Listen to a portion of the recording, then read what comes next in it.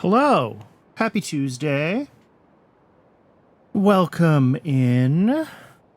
Last Thursday we spent pretty much the whole time working on fixing our train system. It is functional now.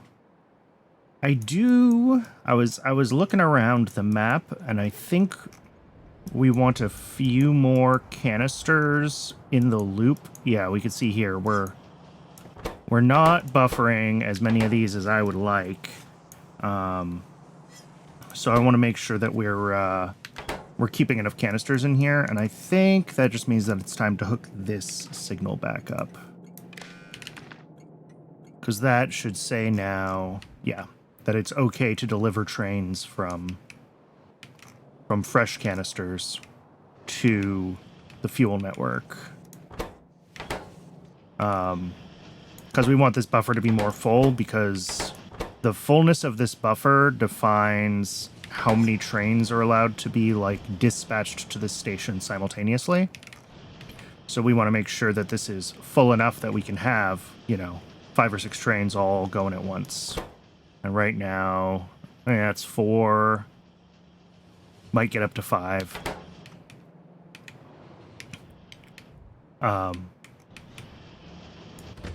Yeah, right now it's 0, so it doesn't need fuel anywhere else, but we want to make sure that, like, we always have enough fuel available to go to all the depots. So that's fine. Down here, all of this is working fine. We have more trains in the fuel network than we need right now, and that's also fine. I'm okay with that.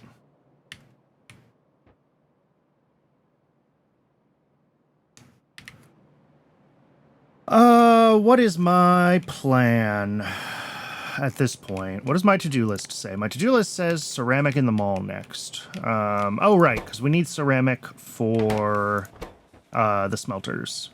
Okay, that is something we can do. I'm surprised I haven't done this already, but I guess it's easy enough to set up. How do I do ceramic? Ceramic is made in a high-pressure furnace from clay and coke. Okay. So let's grab a clay pit. I'm just going to do Mark IIs. A high-pressure furnace.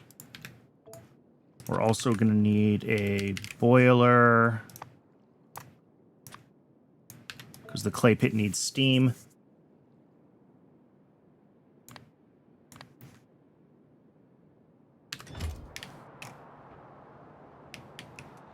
And we're just going to set that up in the simplest way possible, someplace down where we have bot coverage, around here somewhere. And then we'll be able to use that for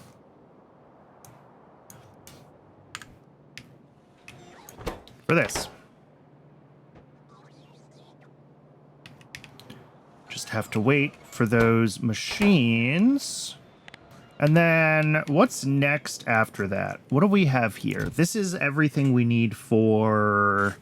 I think YAFC will tell us the answer to this, because I didn't put it in the in-game to-do list. Yeah, this is our cladded core upgrade, silver zinc alloy, tin rare earth alloy, battery upgrade. Did I already do the Kevlar upgrade? I don't remember. But all of those...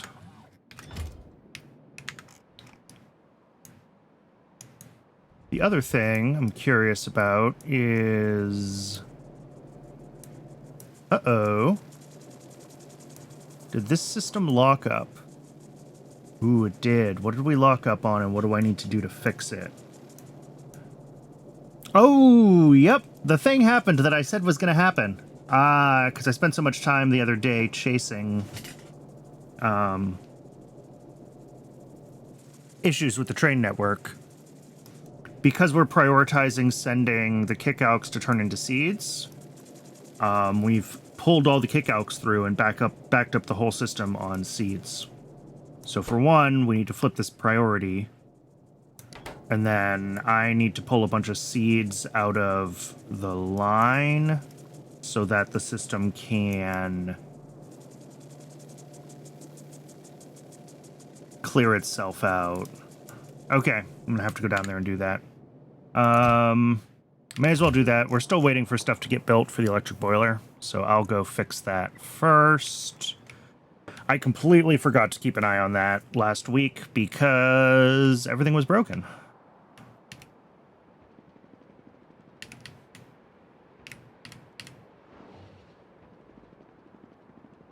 But this is exactly the failure situation that I knew was going to happen with that priority flipped.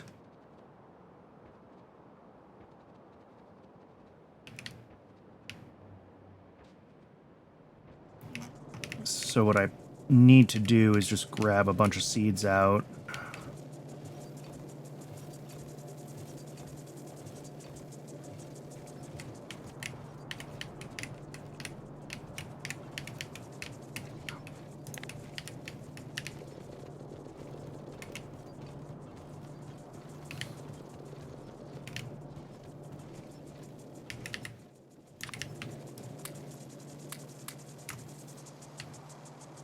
And then hopefully now this will do a better job. Because now it should start routing the kickouts to start making the Mark IIIs. And as long as we're not looping seeds back in there, we'll be okay. Yeah. I was going to say, the thing to keep an eye on is if I pulled, like, too many seeds out of this, but there's, like, 10 crafts, 11 crafts in each of these right now. 12, yeah. So they'll, yeah, we're already overflowing to make more seeds. Perfect. Okay. So this should start working on the Mark IIIs now.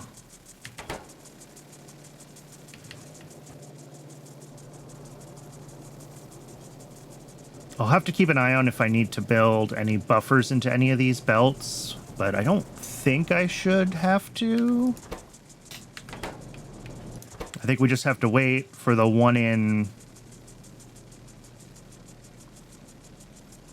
25 chance of getting a Mark III kickout.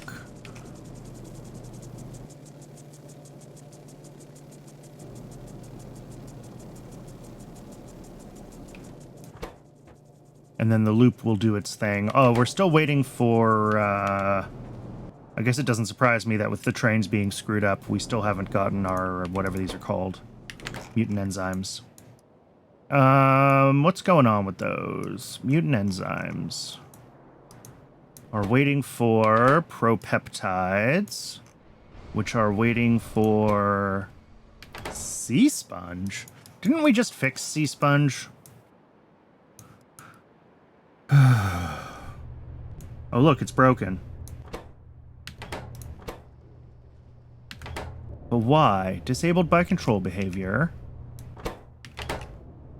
Why? Oh, we don't have Zogna.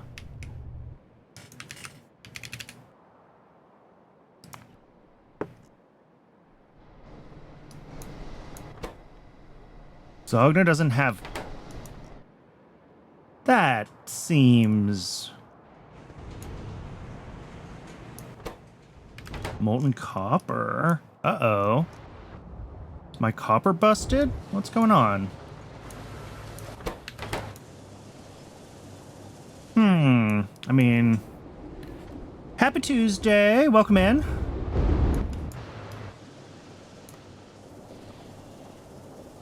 It seems like it's running. It might be time for us to think about upgrading copper. I've said that before. And have avoided doing it.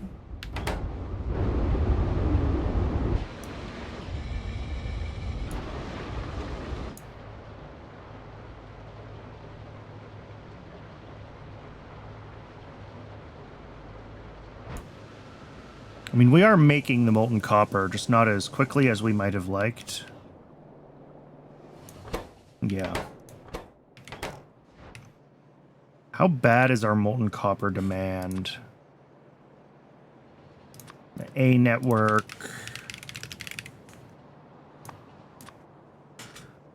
I mean, that's pretty bad, isn't it? 100,000, 240, 270.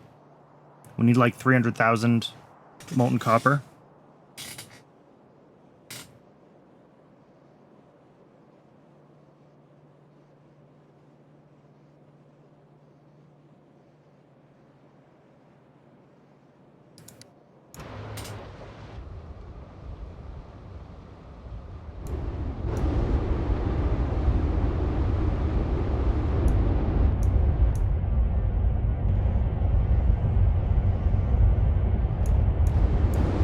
This does look like it maybe wasn't running fully correctly for a little while. It certainly is running fully correctly now.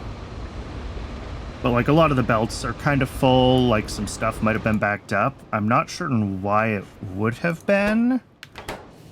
Maybe the stone output has been a problem.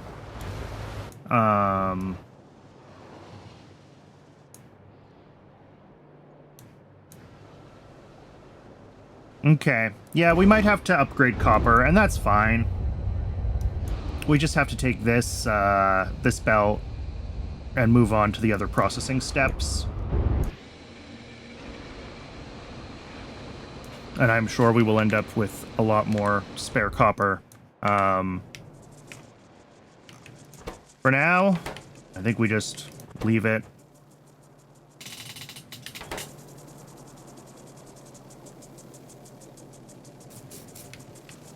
Okay. Let's head back to the mall. Let's get ceramic done. Let's get...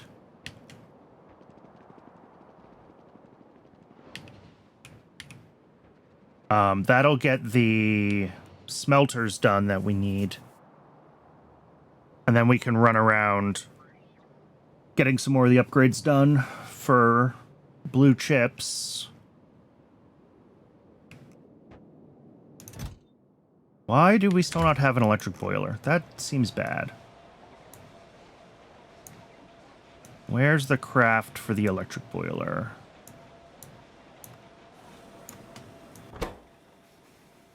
Gasifier. Small parts. Okay. Everything's broken on copper then. Because small parts is surely the copper issue if we're not getting small parts delivered to the mall. Where's the small parts build? I mean, they're running.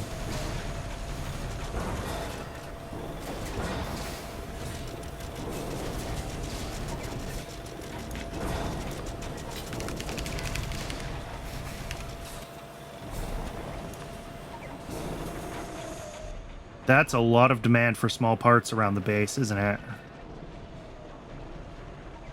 I think this one that's circuits and small parts might be the one at the mall, though. So that is getting a delivery. Yeah, it's set to high priority. I think I did that on purpose. Yeah, because I didn't want... I didn't want to be in a place where I couldn't expand stuff because the mall wasn't getting deliveries. So in general, I try to set the mall to high priority, although I probably have not been consistent about that. But that should fix getting all of these things done.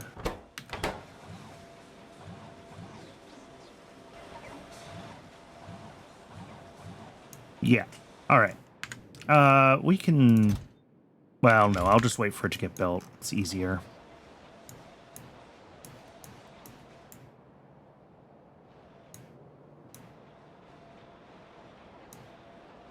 Because that should be the only thing blocking it. There it is.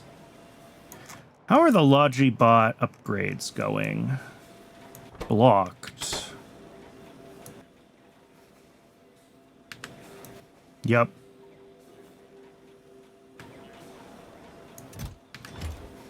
So that's, unfortunate.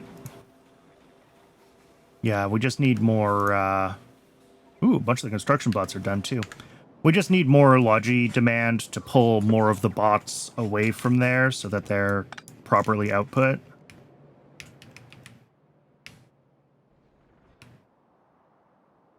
Unfortunately, it doesn't seem like you can set up a RoboPort to be just a, like, force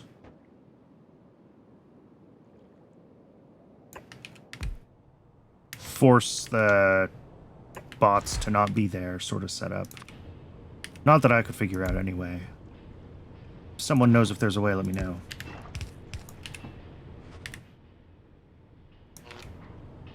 Could just add a chest between the assembler. That is true. And then when there's demand for the bots, they'll just get reinserted from the chest, right?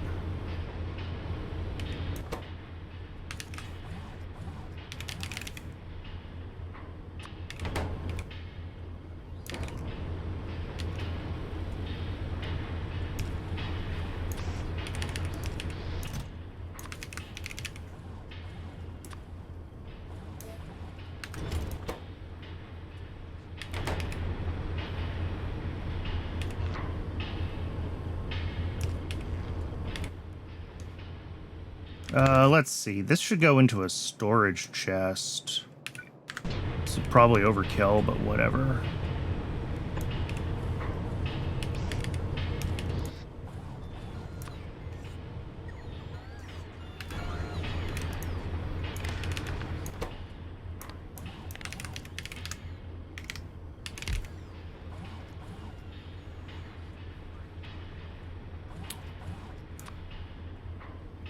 Is less than, what is it? 10,000, right? We want 10 stacks of 100 or 10 rows of 10 stacks of 100. Yeah.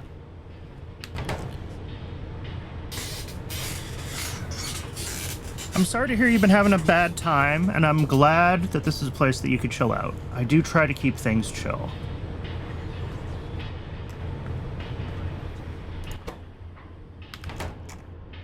Right, I have all these set to... I have these set to like 6,000. Okay, so that's a much smaller amount. That's probably better. Alright, that'll be fine. I don't know if I'm actually bringing coke in, is the only potential concern. But we can, if we need to, deliberately bring coke in. Because, like, we do also need fuel up here for these things, which are currently set to, like, bring me whatever's in the system.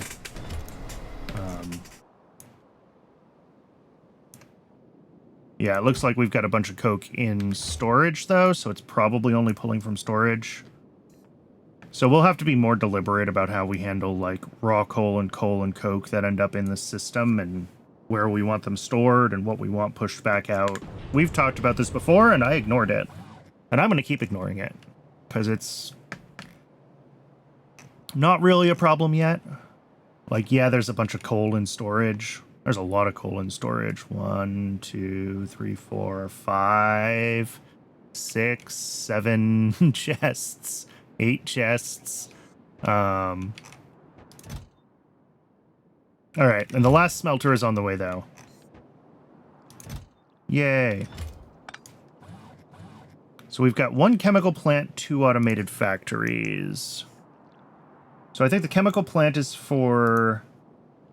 The chemical plant in one of the factories is for doubling our cladded core, right?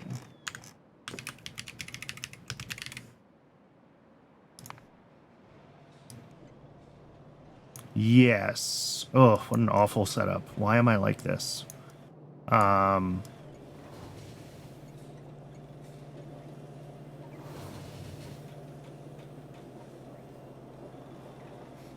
The icons are... The icons for which things?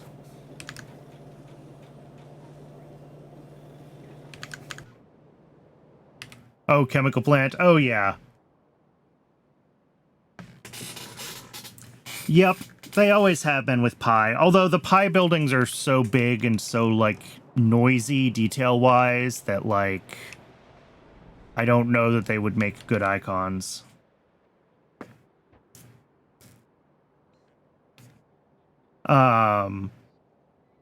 Anyway. They're also noisy, period. True. This is why I have the game volume turned down so much. Okay, so that's one chemical plant, one automated factory goes to this. Silver zinc alloy gets one of our smelters. Tin earth alloy gets the other smelter. And then battery, I believe, has 2 factories, and we're adding a 3rd. And that's all the buildings that we just picked up. Battery is down here. Yes. Ooh, will this even fit without me having to mess with anything? Look at that, it does. Okay. Beautiful. And then the 2 new alloys, I think we set them up down here. Because we'll have...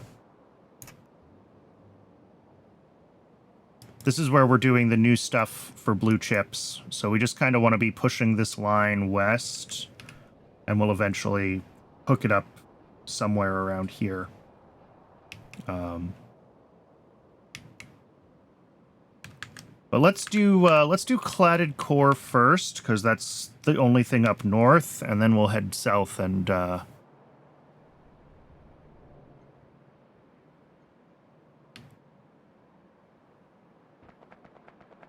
get the new builds and do batteries. And I guess I should be figuring out what the next things we want to do are, so that the mall can start working on the buildings for those while we wait, or while we're doing other things. But I would like to make some progress and actually build something after spending 6 hours last week on whatever it is we were doing.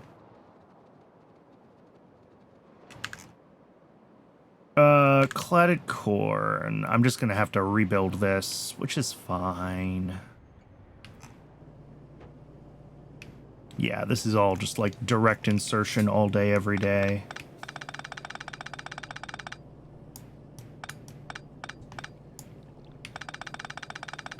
Trainception, yeah.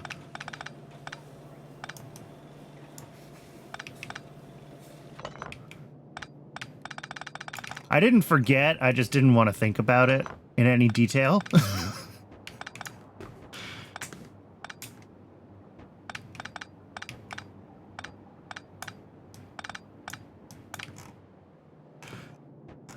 All right, let's see. We're going to have... I mean, we're just going to have a couple of belts of stuff. This isn't going to be too weird. So, chemical plant...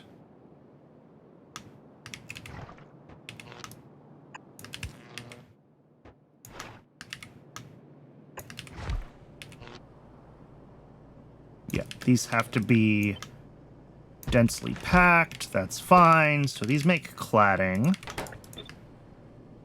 And there's 5 glass input and 1 cladding output. So I think we do them vertically here, because we'll be able to do our output just with a single inserter here.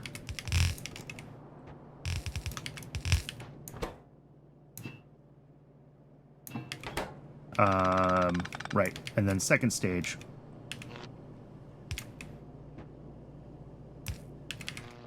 Is assemblers.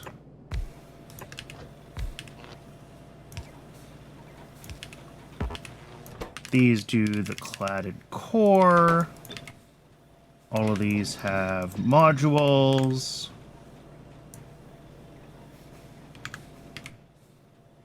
And then I've got 2 more prod modules, which are for the factory for batteries, and then 4 efficiency modules for the smelters. Perfect. 0.5.5.5.5.6. All right, that's easy. This is going to have 2 input belts.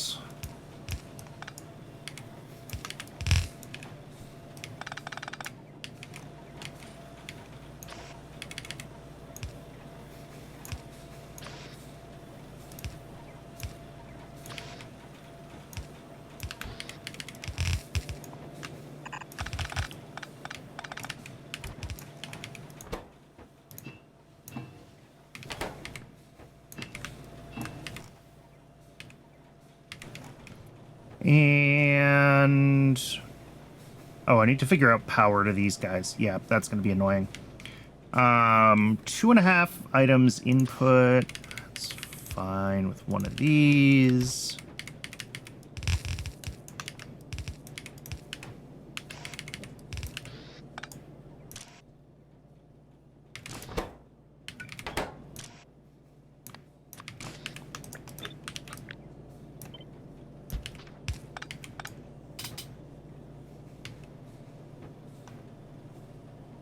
And yeah, that's fine. And then that just leaves the fluids. Okay, cool.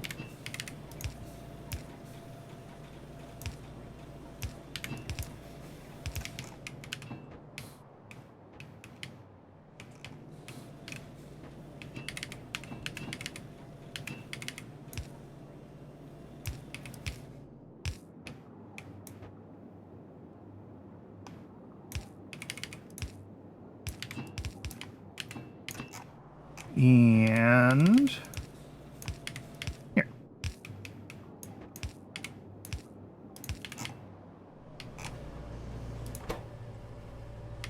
And that should be all we need. Oh, nope. We got to get the other inputs.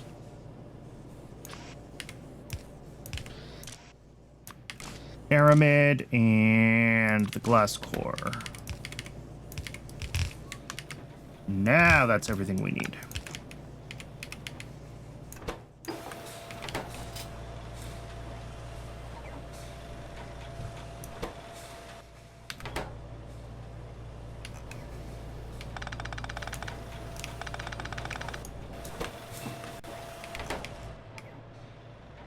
Sweet. And this is, I mean, this thinks that it's fine, but obviously, I've said this before, we're upgrading a lot of infrastructure in preparation for the demand spike when we turn on blue chips. So even though a lot of these things that I'm upgrading look like they're doing fine, and they are doing fine with our current demand, it will not be fine soon. Rather than build the new thing and watch everything fall over, I'm trying to be proactive and make sure that the system can handle what we're throwing at it. Speaking of the system handling what we're throwing at it, we're catching up on small parts. That's good. How about molten copper?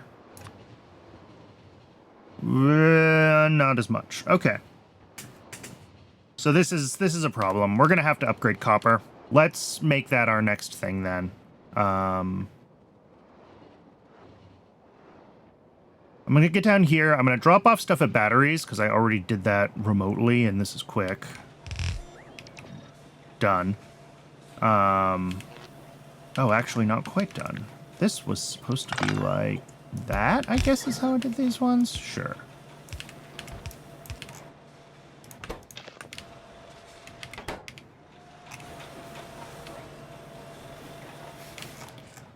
And then before we do the smelter work for the alloys, let's pop in here. Clouded core done. Battery done. Kevlar I already upgraded. Kickalks, we need the kickalk modules for. Nanocrystalline cellulose is blocked on kickalks. Neuromorphic chips are they at this scale? Right? I don't have to do anything else. 5 and 3. 5 and 3. Yeah. I don't know why I still have this open. Oh, because I was looking at Nextlit matrix demand. Yeah, this is a big thing we have to do. But we've already figured that out, I think. So the neuromorphic chips can go. Okay. Let's grab copper plate. Because we need to switch over from... Oh, this is backwards. Oof. Okay. 1 second. I have been trying to do things differently than what this is showing. The copper grade 1 turns into more copper grade 2. The 2 into 3. The rejects into more 3. The 3 into 4.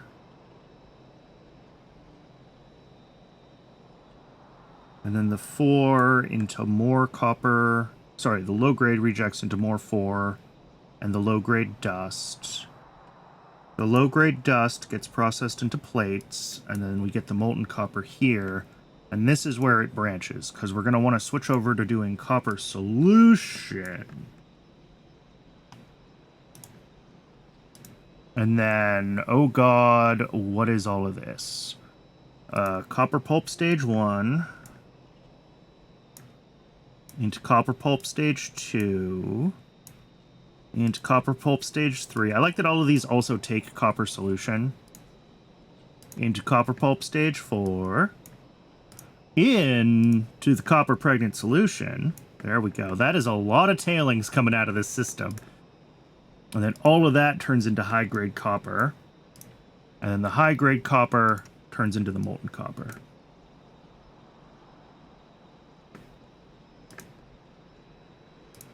A lot of these should be Mark 1 buildings, because we can't prod any of this. Yeah, we can't prod any of this.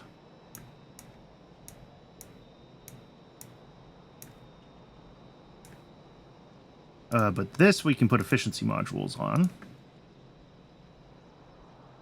Did we end up making... Yeah, we did end up making better fuel for smelters, right? That's a thing? This is a thing that we did? Yeah, the coal briquettes. Yeah. Okay.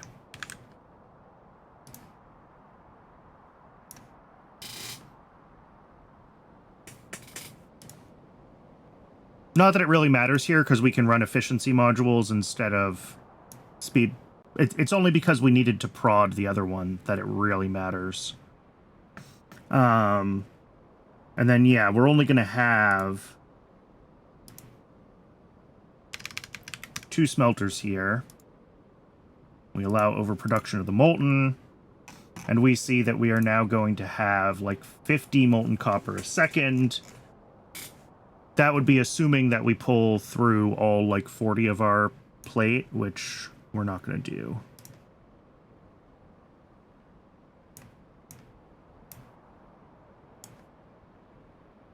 And I should switch over these burners to... Are we still running burners there? Is that true? Wouldn't surprise me. Yep, 2 burners into these 3 things. Okay, that's not going to change. There's no reason to change that. Because that part stays the same.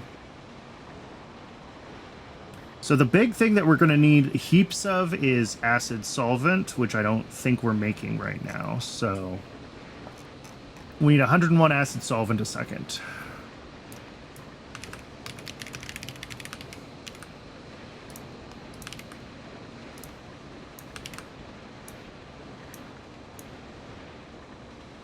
Can we prod it? We can prod it.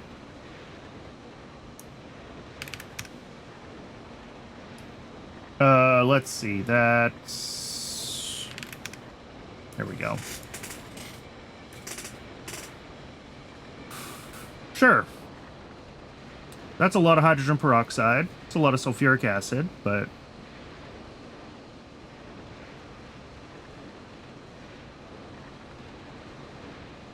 All right. So we need 3 mixers, and, well, this one I can just do the shopping list.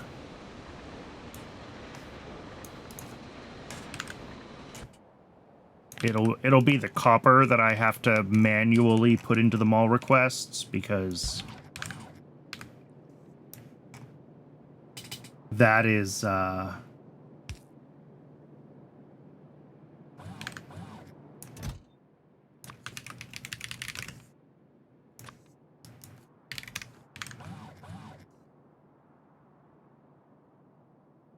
9 mixers.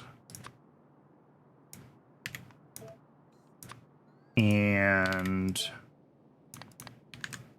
let's see, what's the last one?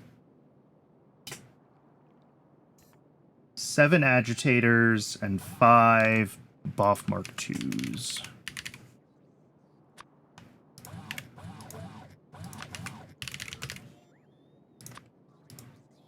And with those BOF Mark IIs, we need efficiency modules, 2 for each. Okay.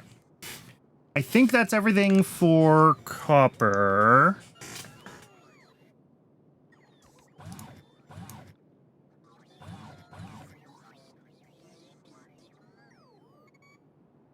Yeah, we've already got, I think we've got basic oxygen furnaces, but they're Mark 1s over here. So we'll switch those over to the Mark 2s. Yeah, there's 9 of them here. Which would be sufficient if I didn't want to put prod modules in them. And I do want to put prod modules in them. It also looks like right now we're running these off of fiber. How much fiber a second is that? I mean, we can run them off of fiber. Okay, it's just a couple a second. We're already bringing in fiber for this anyway, so rather than bring in coke, yeah, we'll just use the fiber. That's fine. Definitely want the efficiency modules then. Keep the fiber usage low.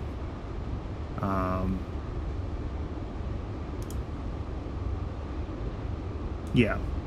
Surely with efficiency modules, we'll be using less fiber than we would be with the number of Mark 1s, etc.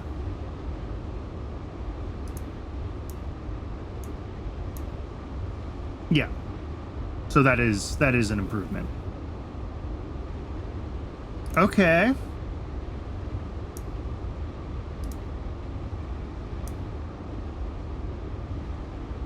So yeah, 101 molten copper a second. What are we making right now? What does this think we can do? 47. So yeah, we're gonna double our copper production. That is definitely a worthwhile endeavor.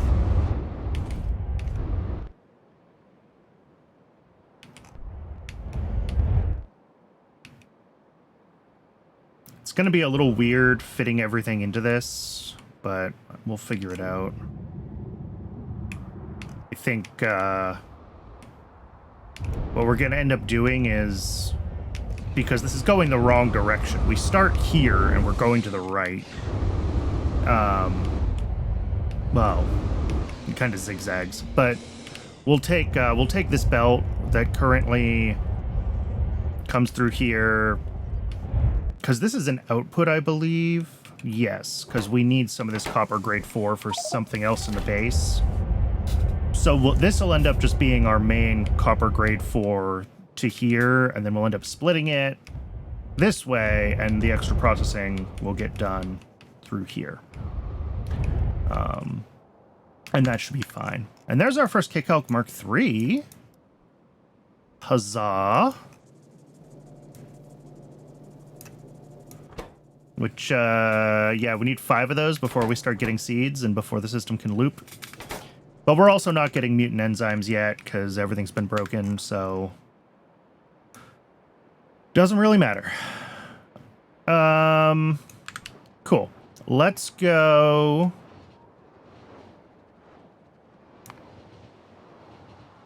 We need more trains. All right. Just fluid trains? It looks like just fluid trains.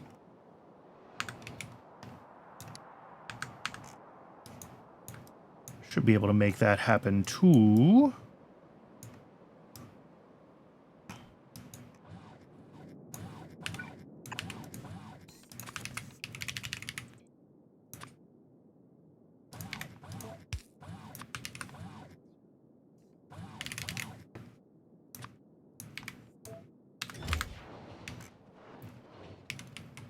I can grab those shortly.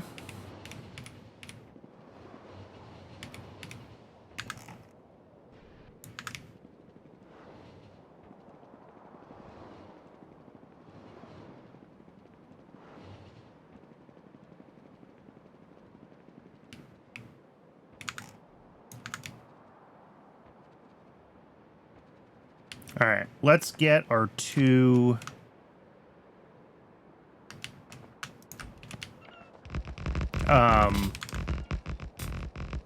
new alloys set up.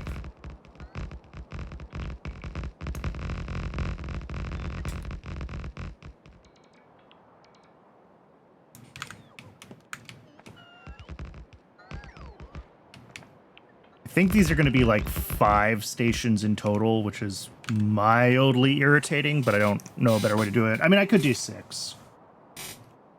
Because they could each be their own fluid input, and solid output. Or I could share the fluid input and have a spare station. But I don't know if a spare station is going to be useful or not around here.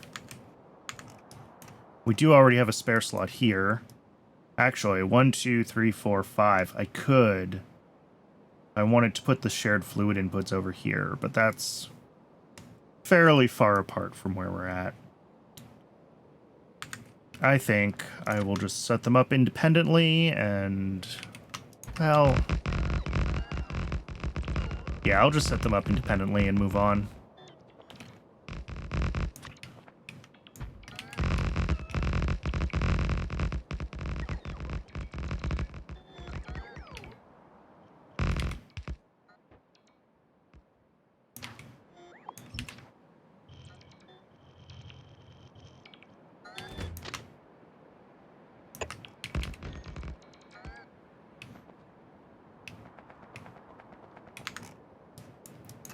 Yeah, there's a lot of trains that are at depots right now, but they're all cargo trains, not fluid trains. So, yep, we need more fluid trains. That's fine.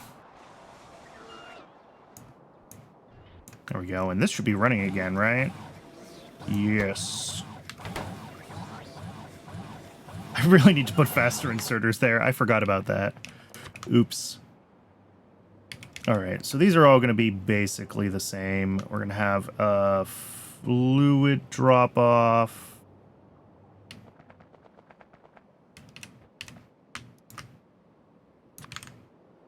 Let's start with the silver zinc alloy. Why not? You need refined syngas and fuel oil.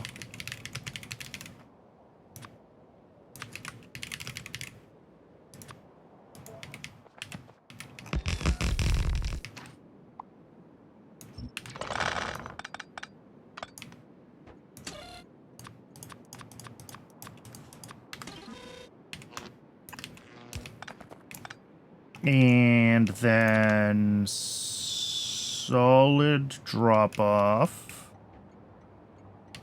Station number 2.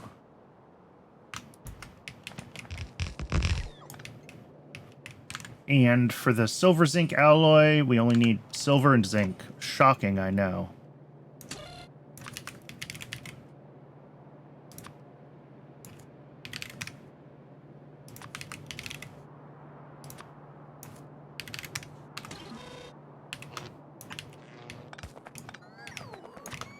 And then solid pickup for the output.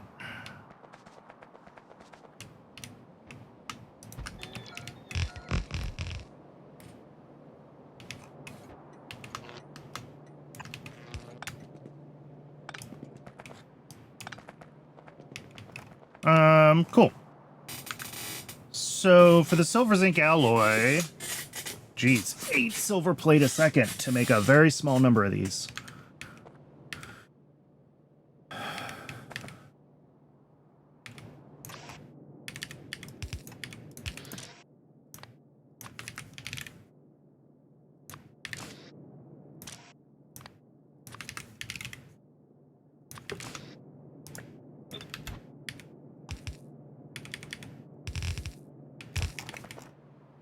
I do want to leave room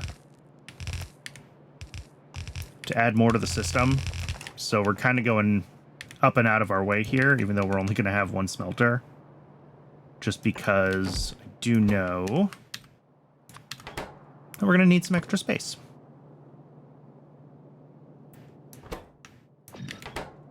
So yeah, input-wise, 12 items a second. 3 of those guys is fine. And then output.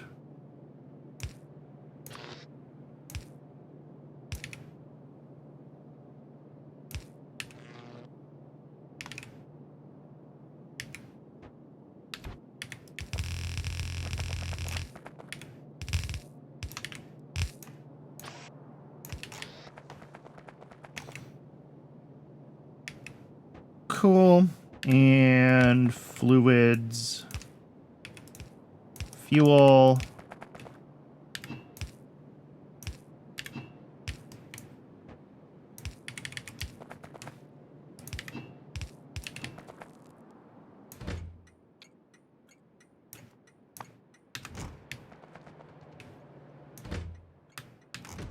And that should pretty much be it, other than needing to actually hook up the power.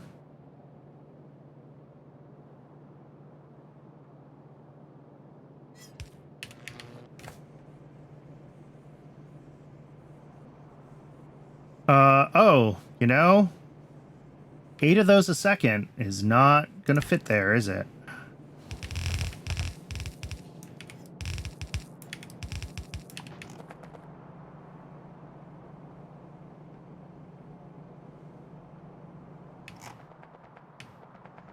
All right, now we do the same thing mirrored on the other side for the other alloy.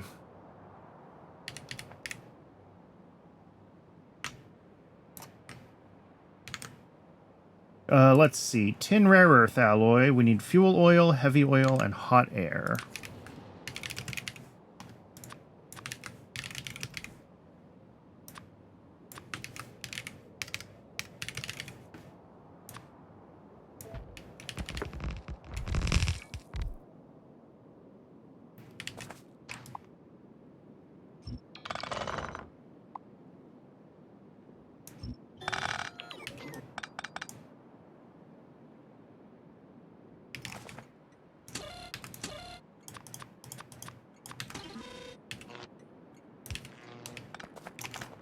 Mm-hmm. And then inputs.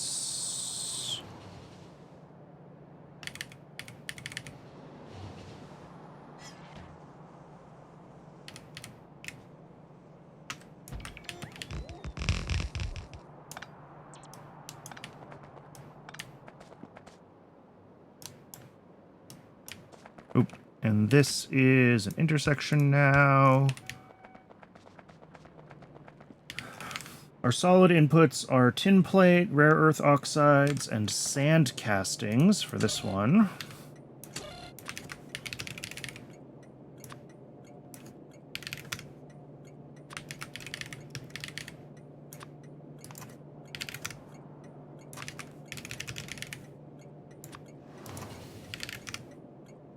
All right.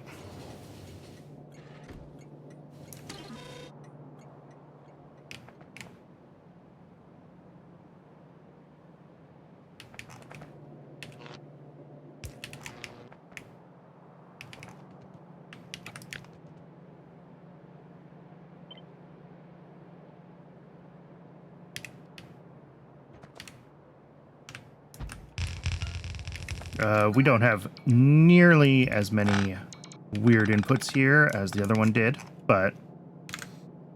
Because, yeah, for the tin plate and the rare earth oxides, honestly, we can even do...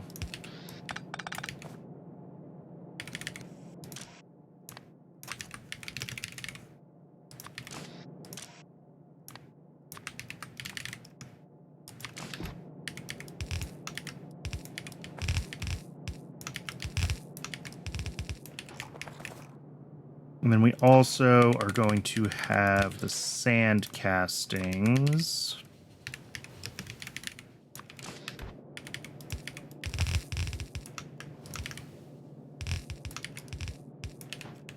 And I'll have to figure out what that does with the output in a second.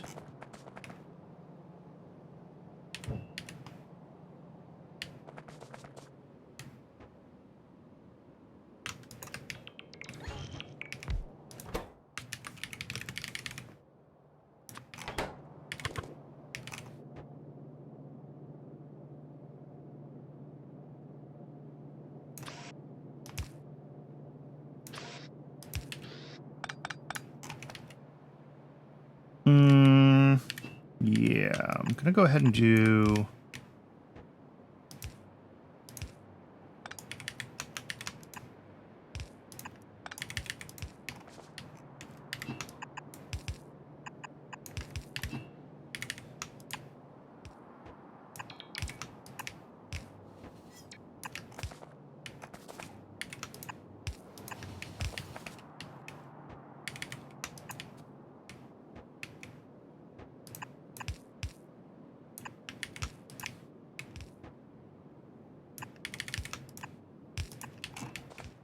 All right, that should be all the fluids.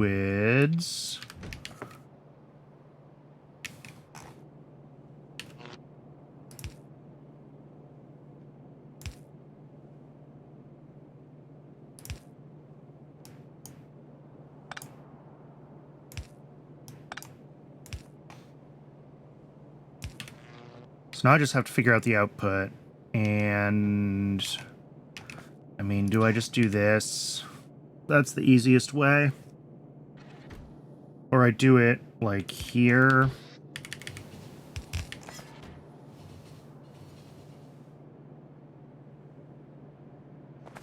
For now, do it at this end, and then we'll figure out when I have to add another one, how I want to wiggle the belts around.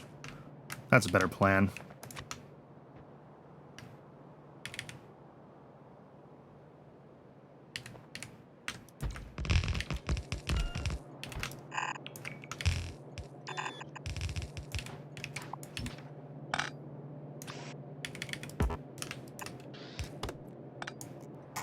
All right, that's annoying.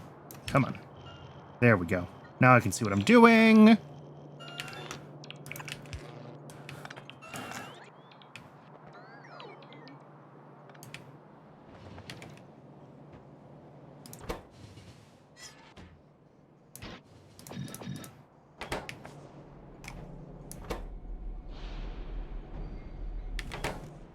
Hey, J-Man. Welcome in, welcome in.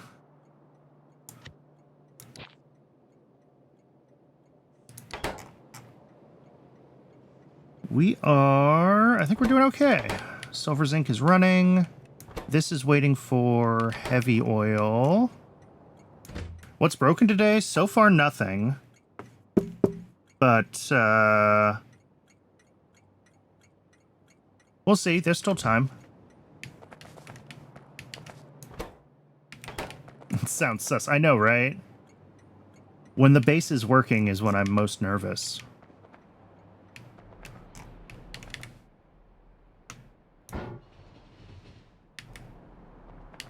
Well, okay, arguably copper is broken, but really it's just time to upgrade it to the next tech tier. I don't know if that counts as broken, but we don't have enough copper right now. Which should be our next objective, now that these alloys are, now that the alloys are running. Do we have everything we need for copper? Looks like it. Cool.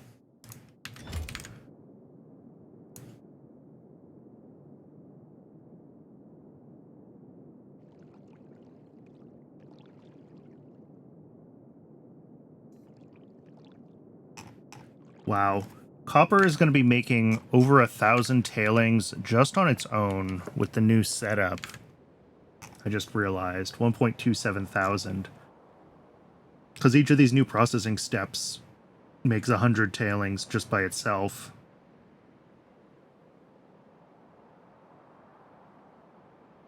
Time to double tailings processing again? Seriously.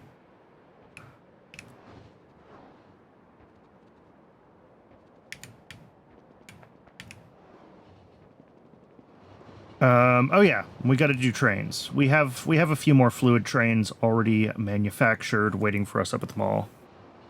Isn't there a tailings to silver chain? There's ash. You can get silver from soot processing. So yeah, if you can get soot out of tailings, which I think you can.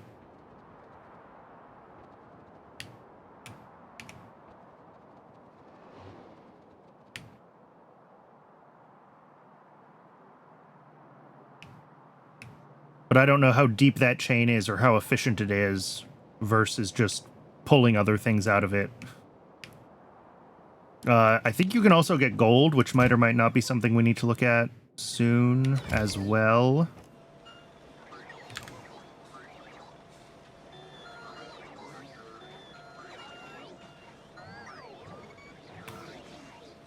Okay, Twitch is telling me that it has already been an hour. So I'm going to go ahead and let Twitch run its ad break. I do run just one ad break an hour, just long enough to keep the pre-roll ads turned off, because pre-rolls are awful on Twitch. When we get back, we'll go get copper upgraded, and we'll figure out if we have enough tailings processing. And if we don't, we'll figure that out too. And then after that, I think we're back to looking at blue chips and figuring out what else we need to upgrade to make blue chips happen. It would be awesome if we get blue chips done. Probably not today. Maybe Thursday if everything goes well. If not, early next week. But we're real close to blue chips at this point. I'll see everybody in just a few minutes.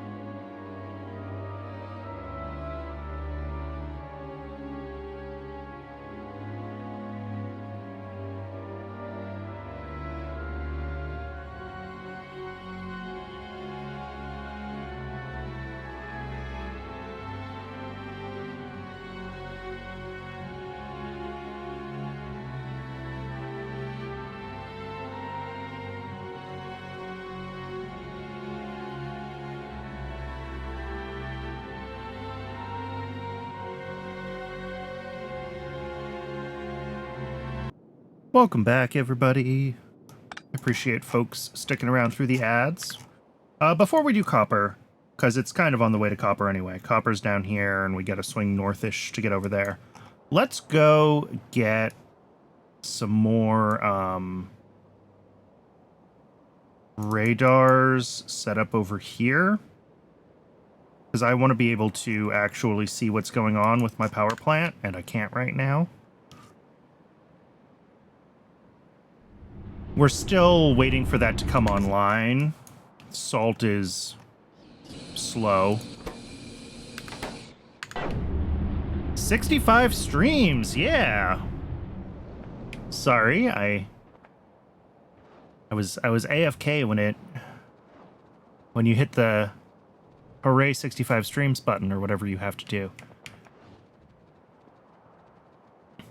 But yeah, that is impressive. That's, I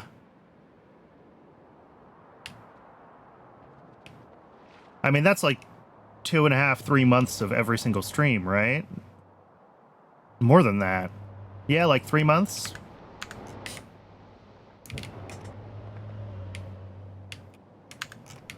I'm not entirely sure where this needs to go to be on grid. I think I'm just going to go over here and I'll start building out this row. Unfortunately, yeah. Yeah. I mean, maybe I can find the one down here that's actually on grid, but I know I've also got some in weird places around here. I could just drop one in the middle of the power plant and worry about the grid later. That's also an option. You know what? Let's just do that. Problem for future Brandon. There we go. Now we can see all of these. So what I wanted to see, these modules are at 900,000. These modules are at 880. Okay. And then these ones aren't going to be on at all. So these ones also around 900. Yes, around 880. Okay. So we've basically got a third of the new power plant online. Future Brand is going to... Yeah, Future Brand is going to be like, why? Why did I put this off-grid? But there's already other ones off-grid, because we have a... somewhere around here, probably a fuel input or something that has an off-grid radar associated with it.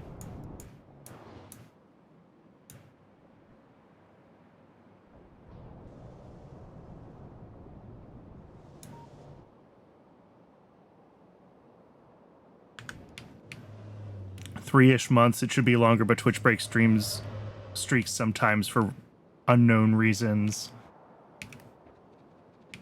Oh, no, you're good. I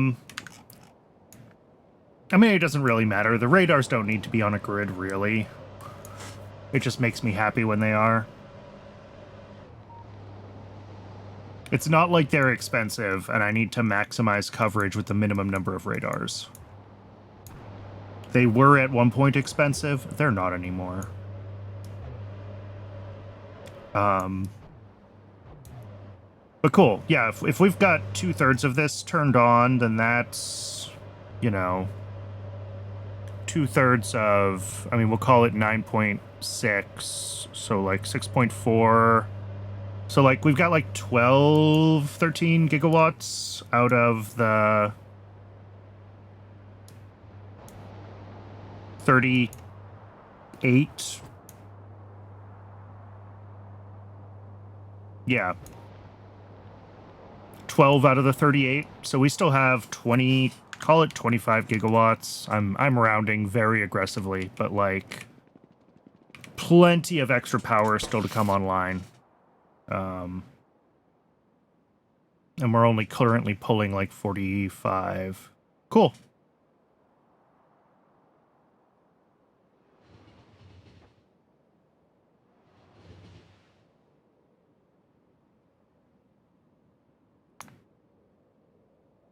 Yeah. Not enough until I hit 1.21 gigawatts. I'm at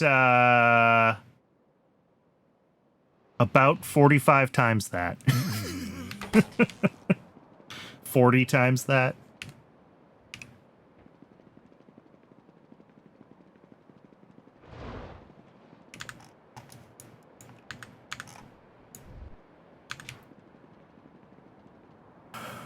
Oh.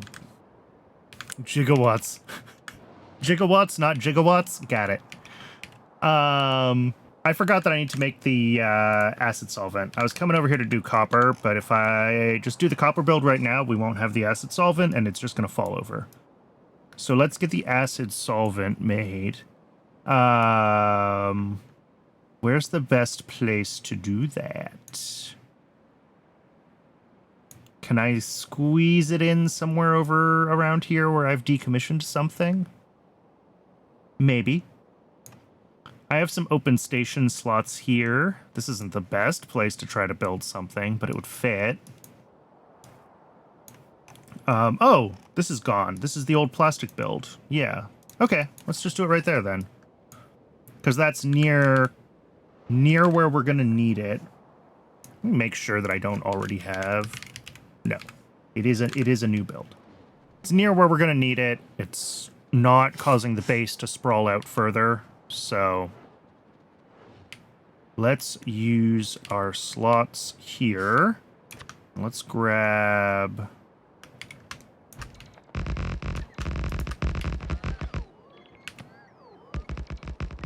Let's get some lights in here.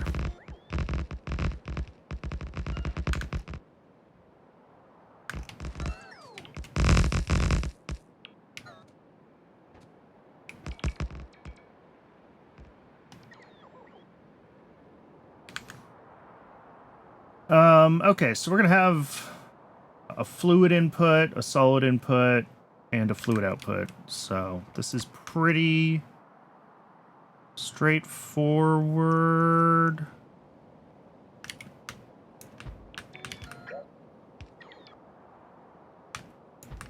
Solid drop off, multi-fluid drop off, which needs sulfuric acid and hydrogen peroxide.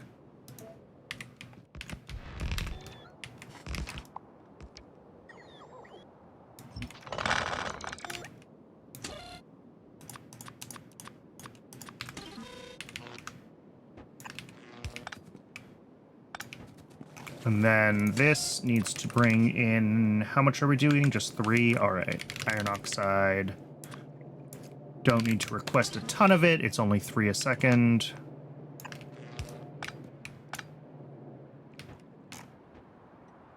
And then our output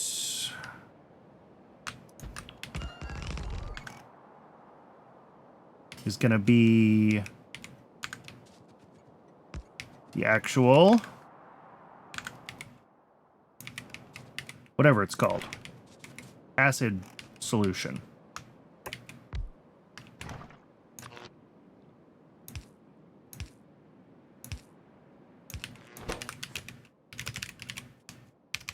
Acid solvent, sure.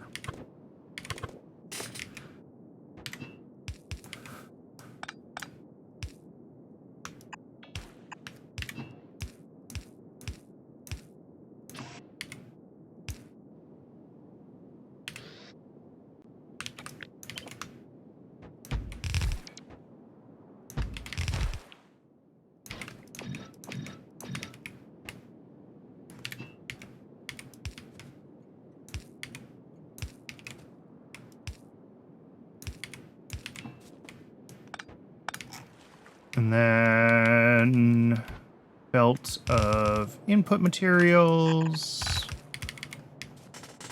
from here.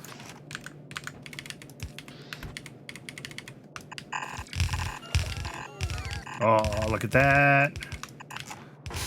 It all fits. Power hooked up.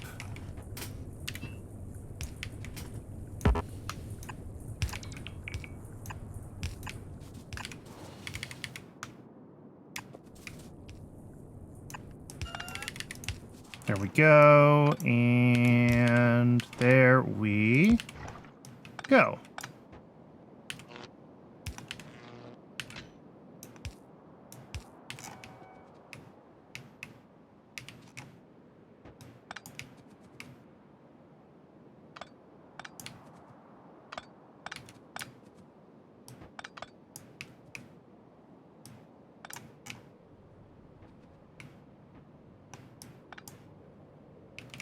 All right, that should do it. We gotta wait for the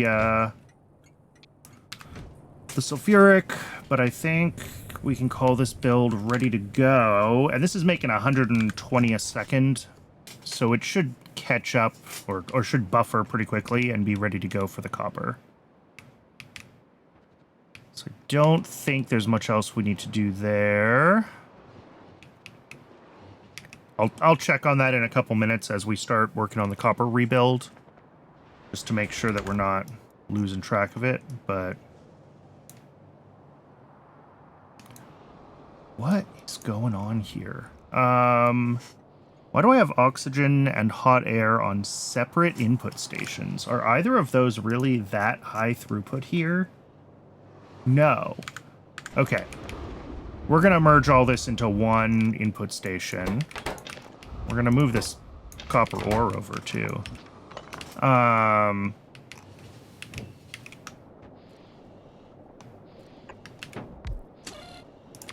turn off the oxygen, turn off the hot air. We're going to have to pump this all over.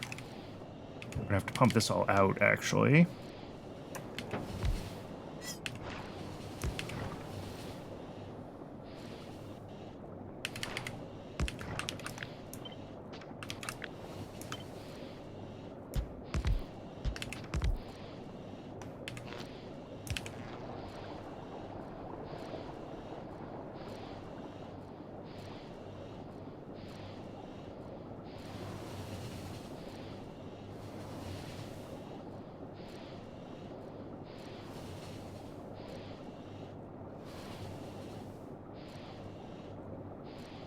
Come on.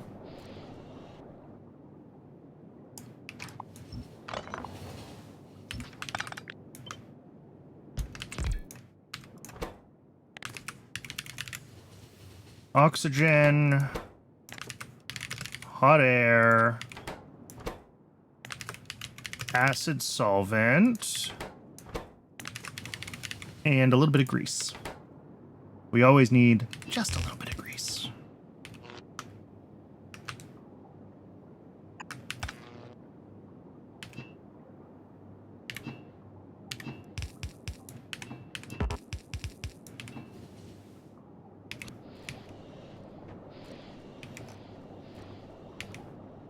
Oh, and that's in the wrong spot. It needs to be... Oh, well, it needs to be right there.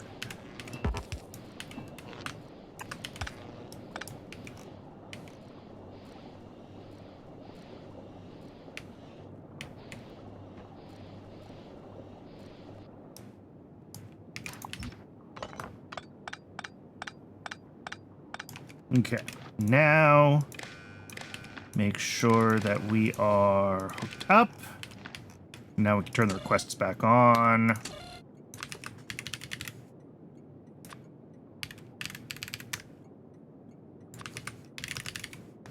I'm gonna have to redo the plumbing. Acid solvent and grease. Double check that grease is in fact the thing. Grease is in fact the thing. Okay. So this pipe here is oxygen.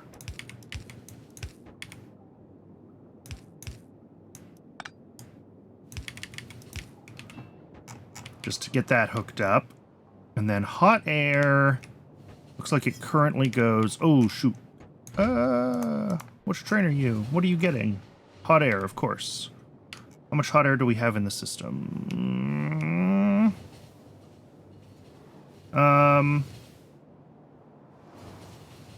You know what? That's fine. I can fix this.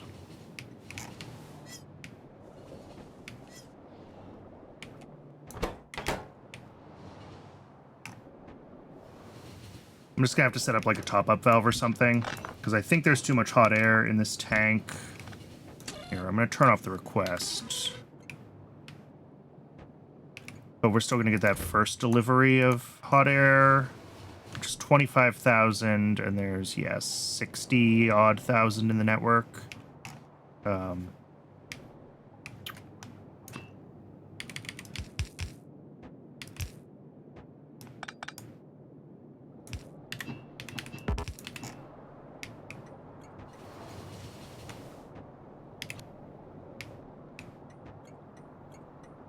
Yeah, we'll do something like this. I need to move this tank out of the way, I think. I don't know if I actually need the station space or not.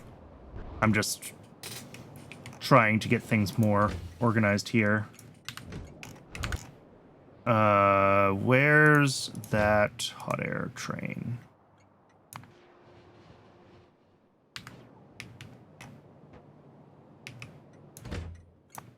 It's got to be this one, right? Is the first one? Yeah.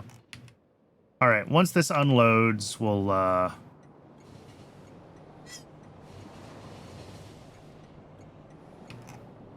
we can flip this.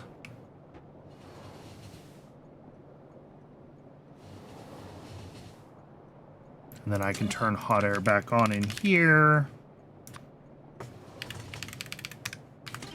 If I do end up needing this station space, I'll have to move this, like, other tank over. But I don't know if I'm going to... I am going to need to, because we need to bring in, like, a belt of salt for this system. And that's going to be a little weird and awkward. Okay. Think about that. For now, let's get started. 8.63 mixers. All right. I'm just kind of guessing where I want this belt to go.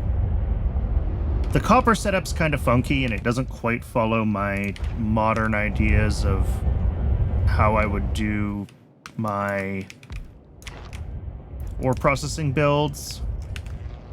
So unfortunately, it's going to be a little weird, but we'll figure it out. So each of these takes in, 0.75 copper and 1 point whatever salt. And I think I'm going to want to claim this station for salt and then route it up.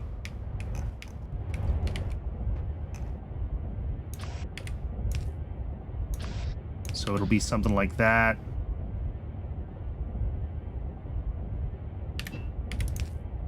Water and our actual output.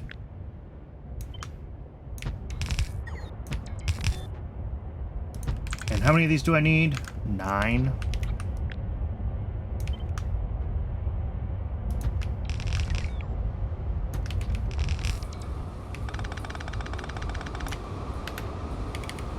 And then the salt will be coming up here, because we're going to need both sides of the belt for the salt. And it's coming in at a new station anyway. All right. Any other outputs from this? Nope, just the fluid. Perfect. Now here's where things get fun, because our next steps with the flotation cells are actually like...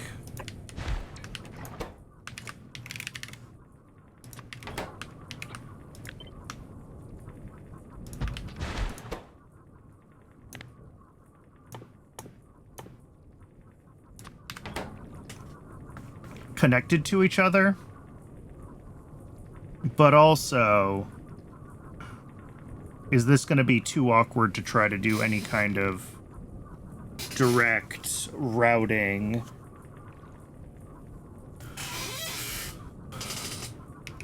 Because they're all going to want to get this piece, whatever the first input is, the copper solution. So, like, we can start working on that. That's what comes out of this even. So that would be like that. And then it would be like there, except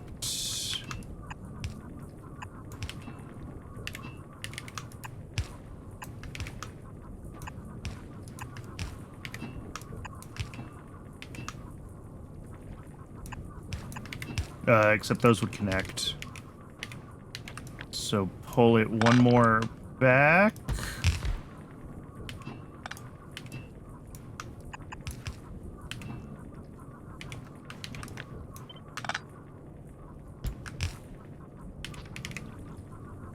And then we've got the acid solution that needs to come into both of these. And then the tailings is going to be an output from every stage. That's going to have to run through. But I think at this point, this is like identical for the next steps. So if we say that this is stage 3 now, it pulls in the 2, it pulls in the original stuff, it pulls in the acid solution.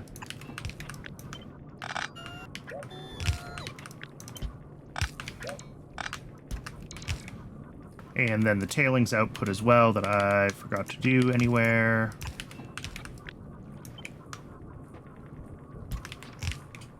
So we can do all of this direct. for at least the part that is direct.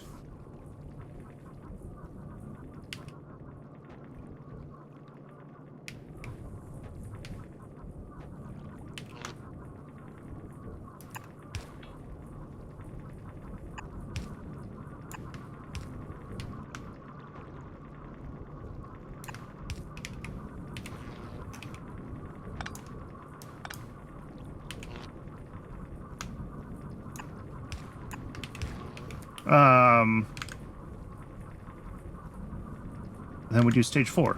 Same thing.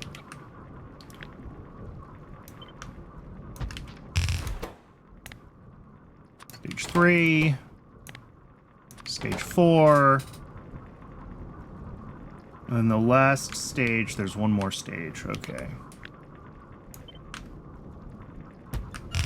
I'll figure out where that power pole needs to go later. I think... Yeah, this radar just needs to be hooked up better. There we go.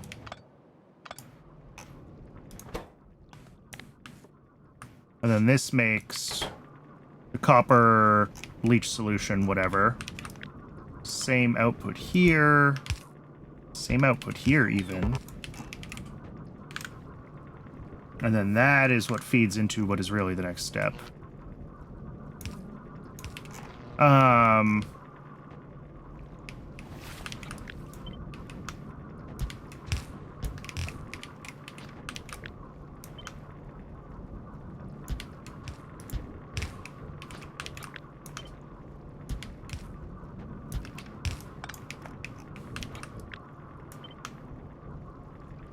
Tailings out, tailings out, tailings out. The copper pregnant solution we need to route out of every stage.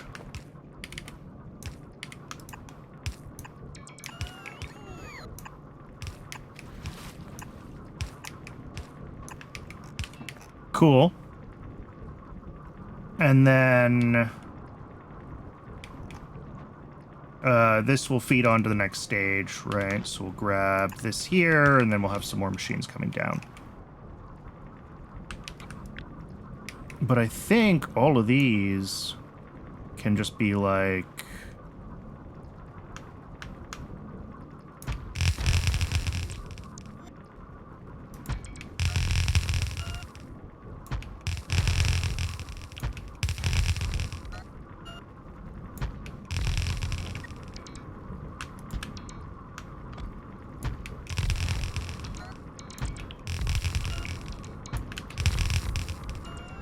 Alright, well, I ran out of pipe.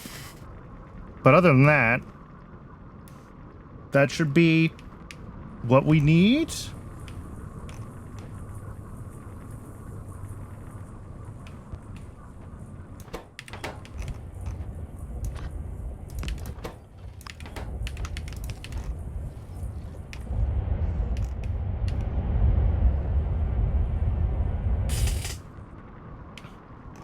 And then once we come off of this stage, we're feeding into agitators, making the high-grade copper.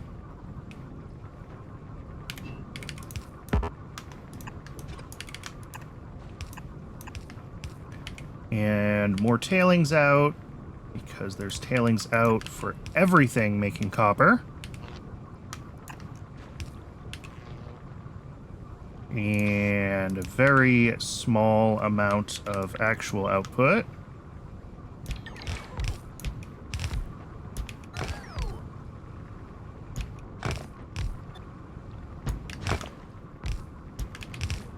Seven of those. With a belt.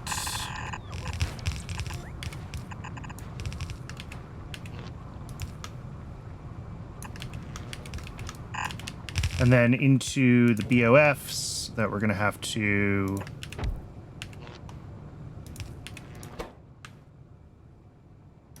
molten copper. These are going to have an oxygen in. They're going to have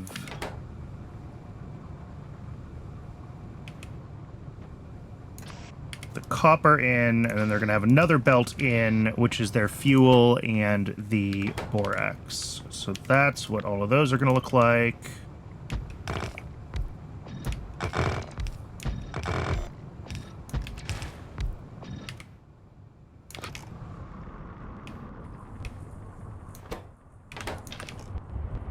Okay. So now all I need to do, I need to route in the fuel and borax belt to this. I guess I need to decide if that's going up and over or coming up from the bottom. I've got to route in salt from here, which means that I do have to move this tank.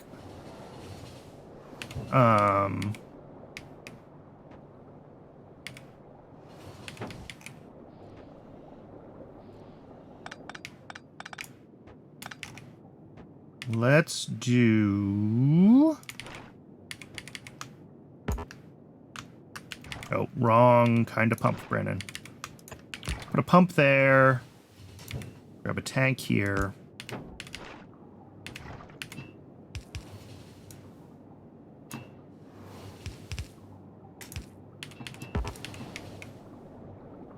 And then we can dump everything that's in this into this tank, and this will top up this part of the system.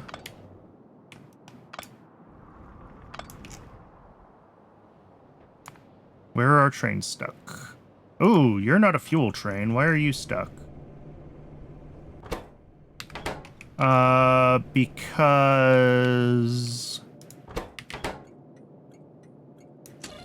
Because my biocrud void is broken? That could be very bad.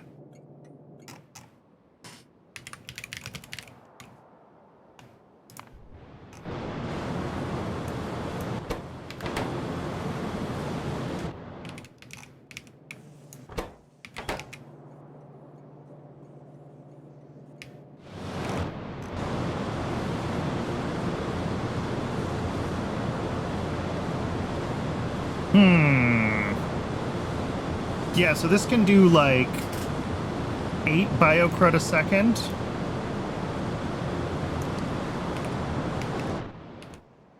Yeah, oh, we're definitely going to have to switch all this over to high throughput state, at least on the output. This should already be a high throughput station on the output, and that might be part of the problem. But also, yes, we definitely want to double this. Or more. Like, why not run it at, whatever, 30 a second?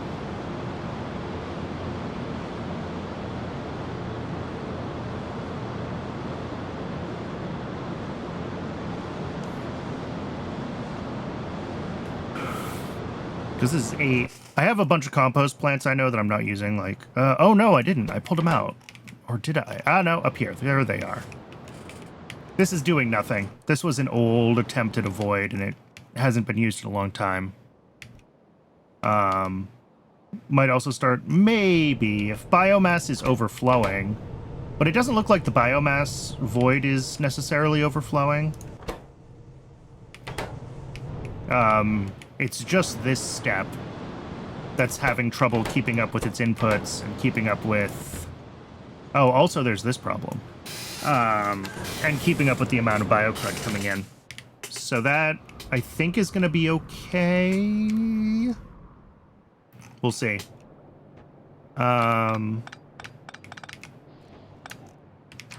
Let's get rid of this. I will finish what I was doing here.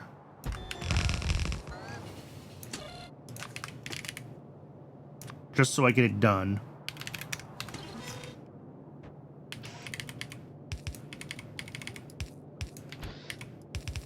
And then we will head over and work on updating train limits might delay. Yeah, I don't really know how badly screwed up it actually is, right? It's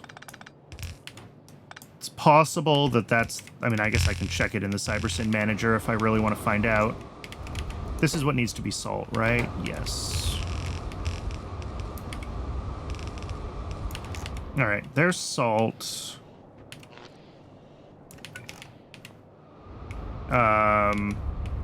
I can't really turn this on until I get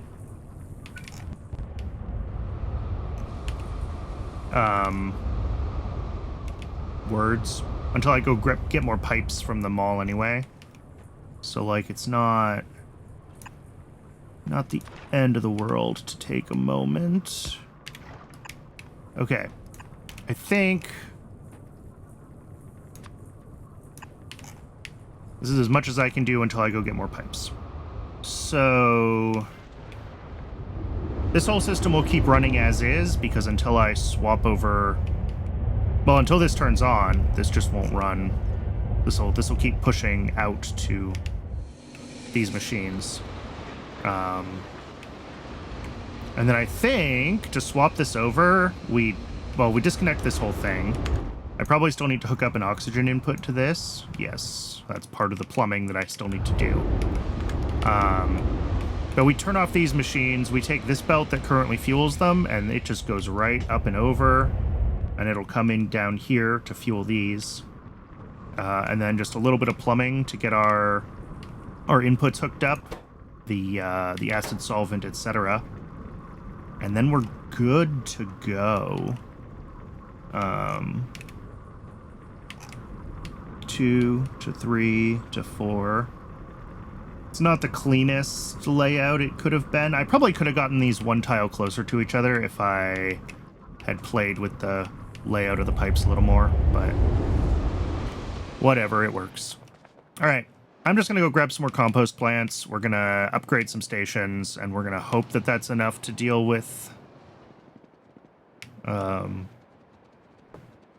the issue.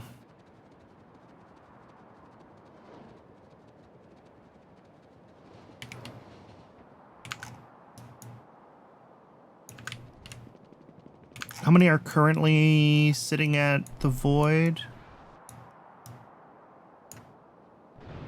6? All right.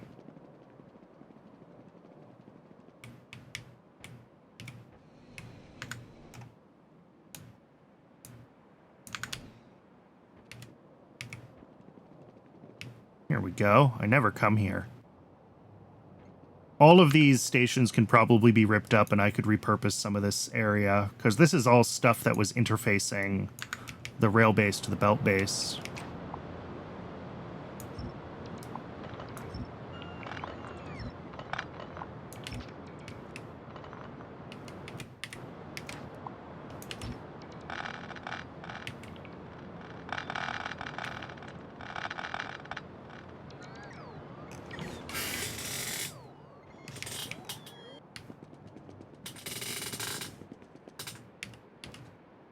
Oh, and I never dropped off the fluid trains.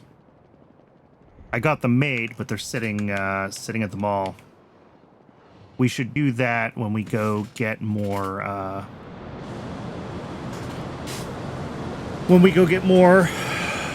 whatevers as well. All right, all of this kind of needs to be refactored, so we're going to start pulling lots of stuff out.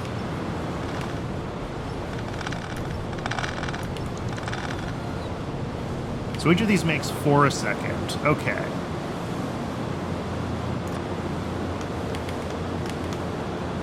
I'm going to use stacks on the output.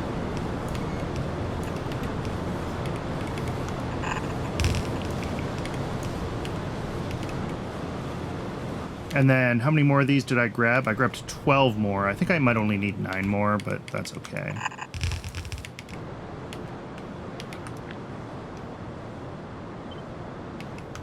Huh? Oh no, it's there.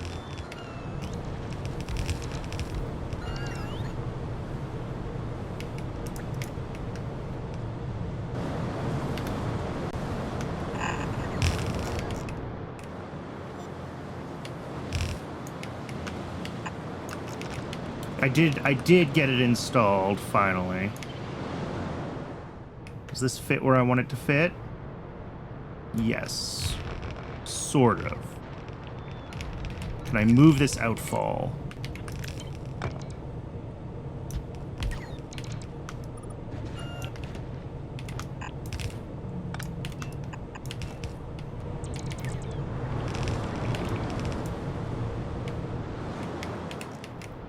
Did I not grab enough of these? Or did I just drop too many down?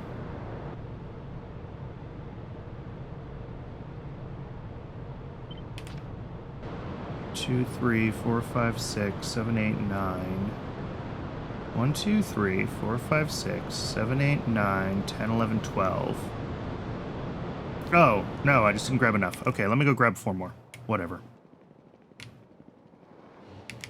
Because 24 times 1 1/3 is 32, which is slightly more than 1 red belt of input. So that's what I'm going for.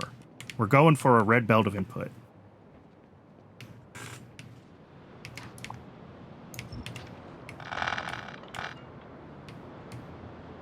I mean, I could probably take apart this whole thing at this point.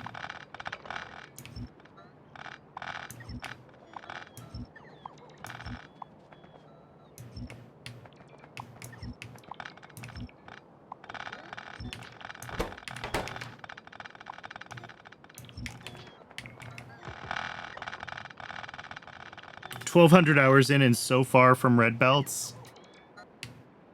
Yeah, you can definitely on your phone. That's how big are you guys building? Are you kind of mega basing as you go? Because I have definitely tried to be very thrifty and to keep. I'd rather push forward with barely enough to run than to try to hit an SPM goal or anything. So my base has been, you know, small and barely functional the whole time, but that's the only reason that I'm able to get as far as I have in the time that I have, right?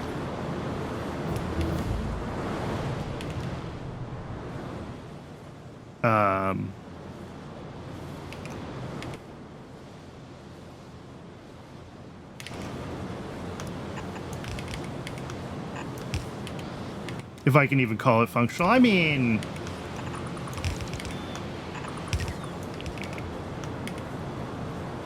oh, you're at a 200 side multi. Yeah, that'll do it.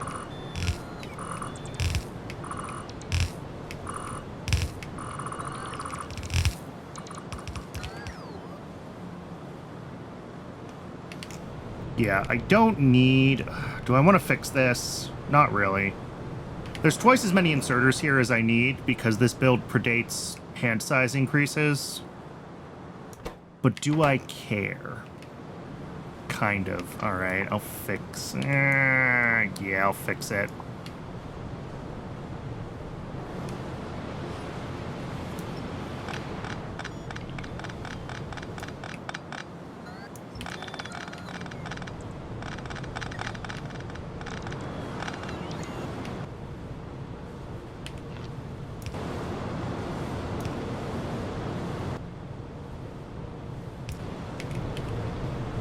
And then on the inputs, same deal.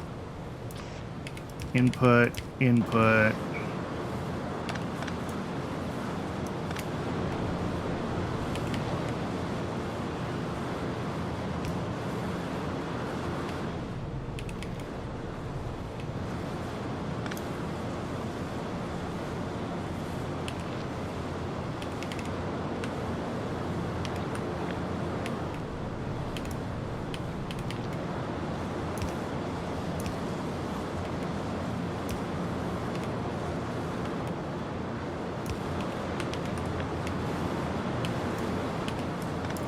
Pull just that one off for now. Yeah, just that one.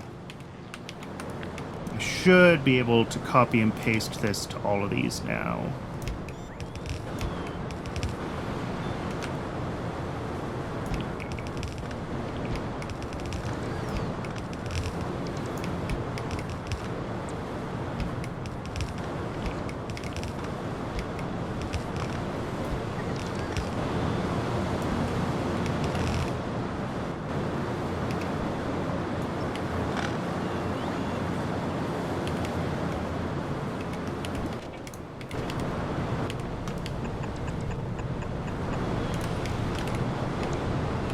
Yeah, that belt turned real fun. I agree.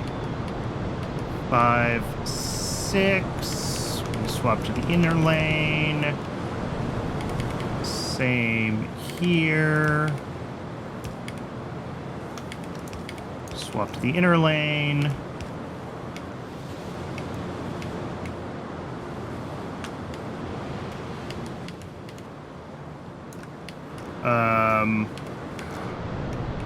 Thanks for the giant buildings pie. I wish I could see what I was doing.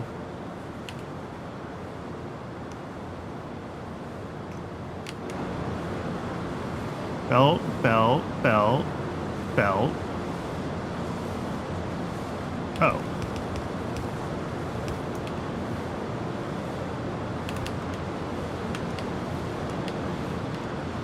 Okay. This needs some awful zigzagging, but that's fine.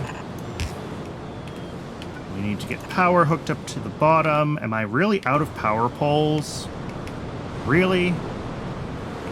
Well, we have some extras, fortunately.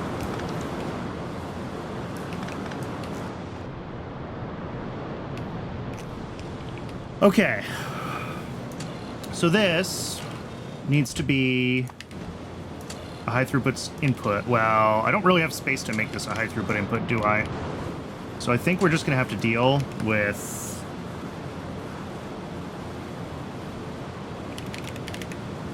the biocrud not being a high throughput.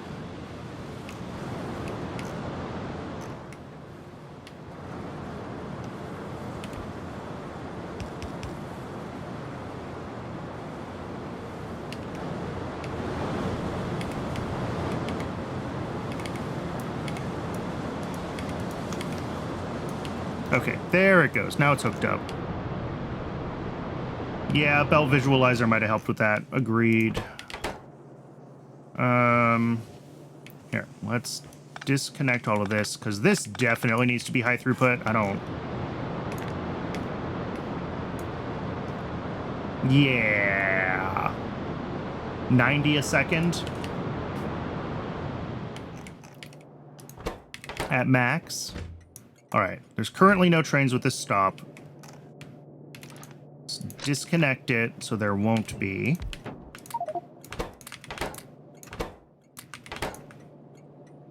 Now we can put in a high throughput pickup. There we go. Ideally, this would be a high throughput drop off too at like 60 a second, but... or 30 a second. We'll be okay. Yeah, we have a lot of demand for biomass, so I'm not confident it's not going to be a problem, but I'm not convinced it will be either.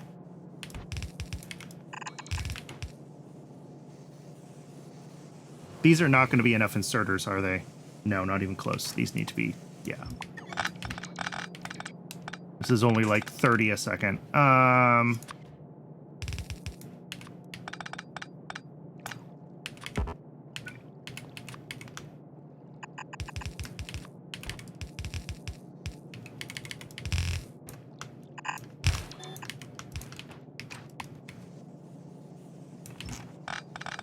Isn't that why what? I pulled the belts back? No, I pulled them back because the whole thing gets shifted up because of these stack inserters, and that's all that I was thinking I needed. But no, we need them everywhere because these are only 6 a second. And then this needs overflow logic again.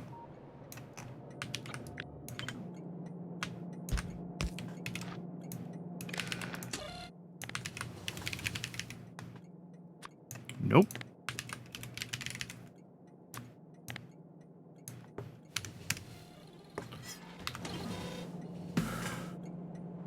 Yeah, I was not. I should have been. I didn't really think it through. And then what's the train limit set to here? Yeah. Yeah, it can be 6.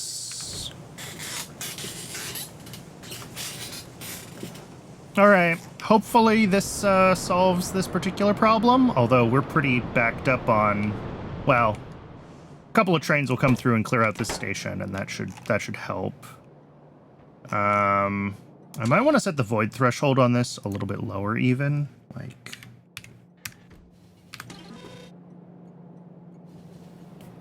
Just because there's going to be so much coming in here, I want to make sure that the trains are coming through to move it to this void as frequently as possible. And that means that we want it to start thinking about voiding as soon as it's like halfway full instead of most of the way full. Because this needs to stay unblocked. What was the thing that was broken? Oh, we had a train that was stuck. That's right. Because it couldn't unload, yeah, here. And it is still the case that it cannot unload. Fortunately, this is just the Tritz breeder, so, like, yeah, this stinks, but also, maybe I should do that.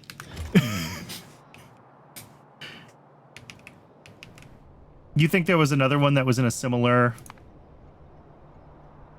No, I think it was this one. The other ones are both fueling stations. And then everything else are fluid train issues.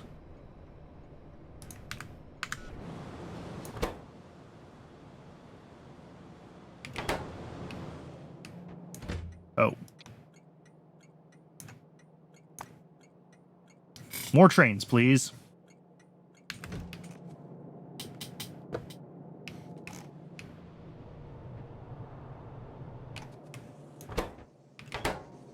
Yeah, hopefully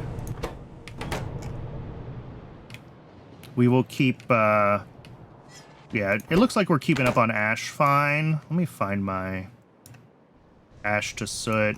Yeah. Not even running. I have so much demand for ash in this base.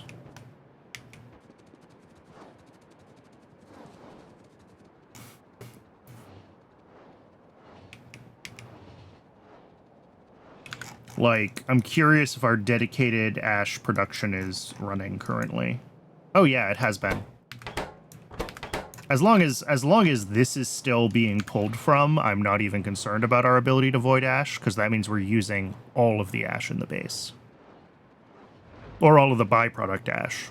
And we're moving on to the intentionally produced ash.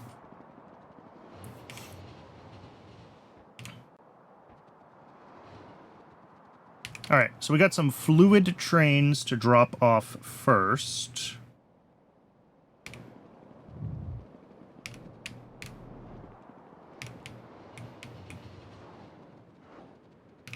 Let me grab some fuel.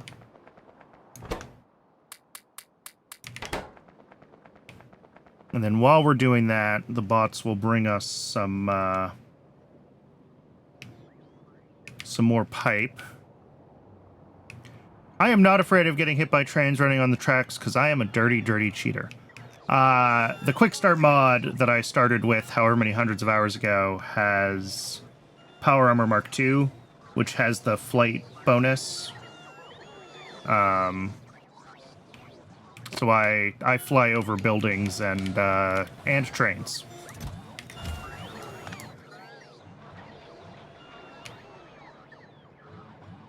And water. True. And also sand. The sand that Alien Biomes likes to throw around sometimes that slows down your walking speed is slow enough that it will decide to fly me rather than have me trudge through it, which is very funny. All right, I have fuel for these, so I should just be able to...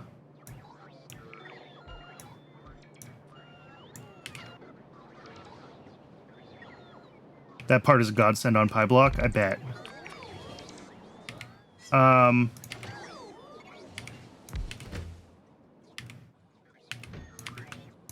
Okay.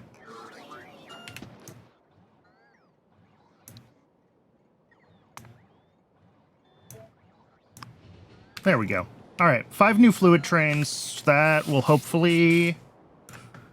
I could add some more. I mean, we have plenty of open depot space by the look of it. We have a lot of unused cargo trains, which makes me worry that something's like totally hosed, but also science is running. So, there's probably a lot of stuff that's blocked on us not quite having enough fluid trains.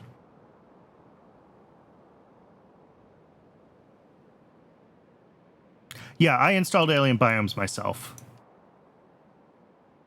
Because I knew the base was going to be big and I didn't want to stare at the same, you know, few vanilla biomes for hundreds and hundreds of hours. And then it turns out that the way alien biomes generated, I've been staring at the same 3 biomes for hundreds and hundreds of hours.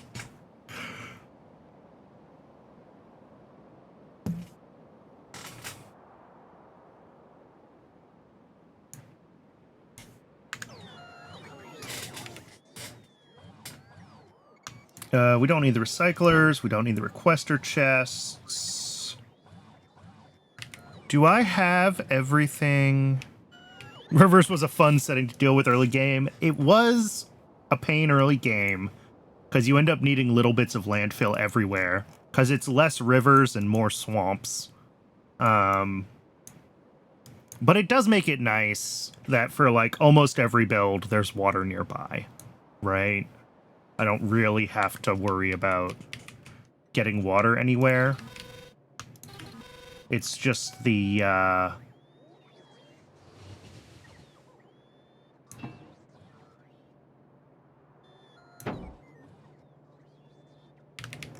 just the landfill. That's really an issue with it. Woo! Okay. I think we might need to set up some more trains.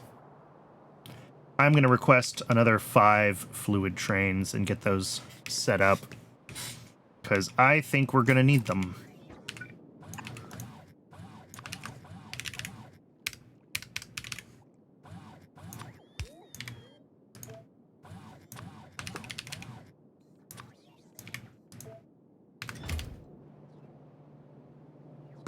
Just looking at how many, well, yeah, how many more deliveries.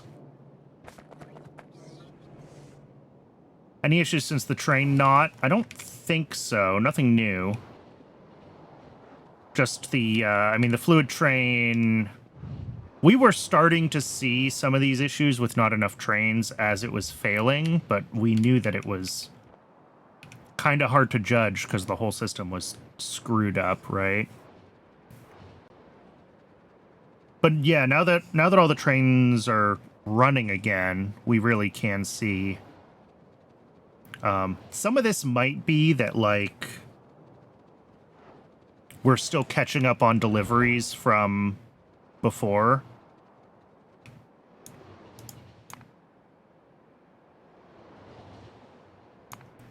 Man, this one is still not emptying. Did I screw this up? No, this is on the Void network.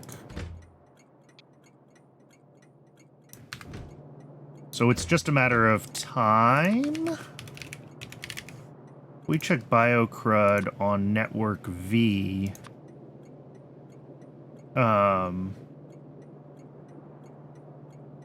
This is the only one?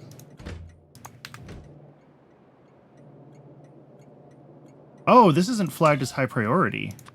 That's interesting.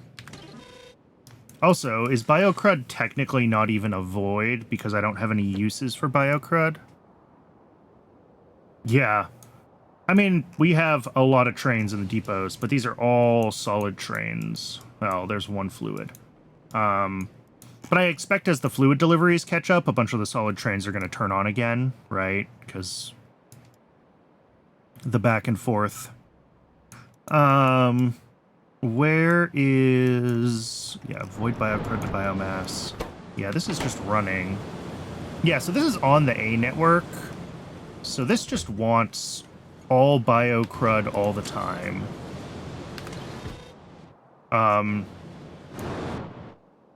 So that, I guess, makes sense why we haven't pulled from the one up here yet. It's because it doesn't matter that this is tripped over to the V network. This is far away. And we don't actually care about what overflows to the V network. We care about the fact that there are a bunch of other ones that are at or over 2,000 that might be closer nearby. So that's the issue.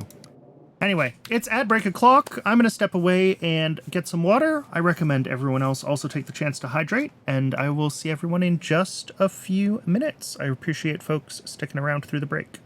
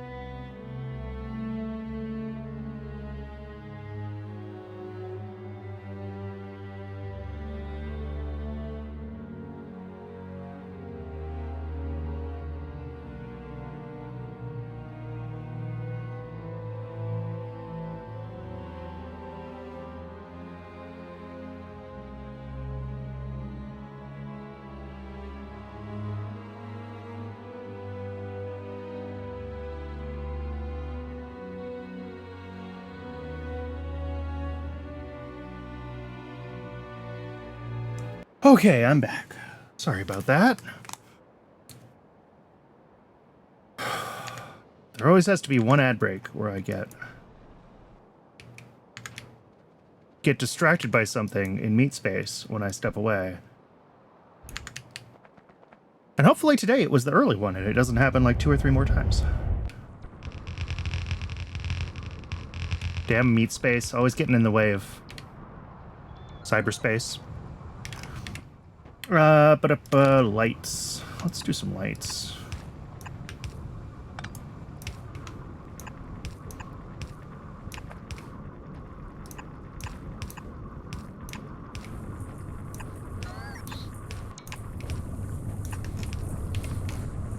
So, this stage is all running. This stage is going to need the acid solvent and the grease inputs, which hopefully we have available down here. I'm already down to only 3 pipes. Cool. Cool. Should have grabbed more of those. Oh dear. Yeah, I should have grabbed more, because I just realized we have not hooked up the...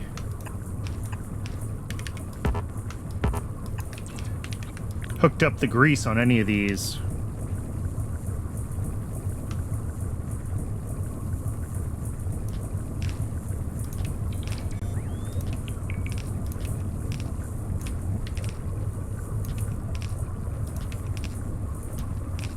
All right, yeah, we're gonna have to go get more.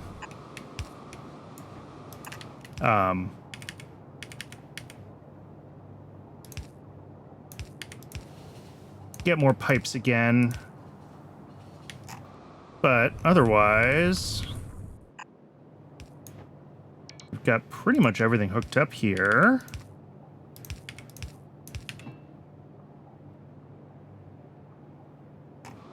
We just had a lot of missing pipes before.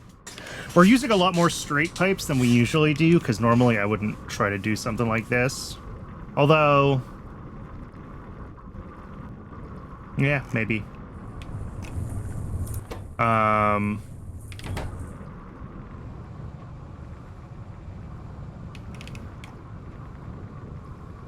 That's the tailings. This is the... oh, and I never hooked up this last piece here, too. Test. Doing better. I don't see any dropped frames, so... on my end. So I blame... I blame Twitch.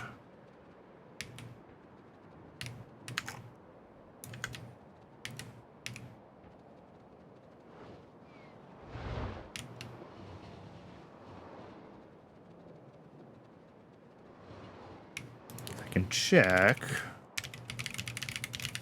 can check real quickly on the Twitch debugging tools. Yeah, my bitrate looks real consistent. From 45 seconds to 6, yikes. I mean, 5 seconds or so is really as good as you can, I think, reliably get, even with everything set to low latency mode. Twitch still just introduces that much delay in all of its processing. But 3 to 5, yeah.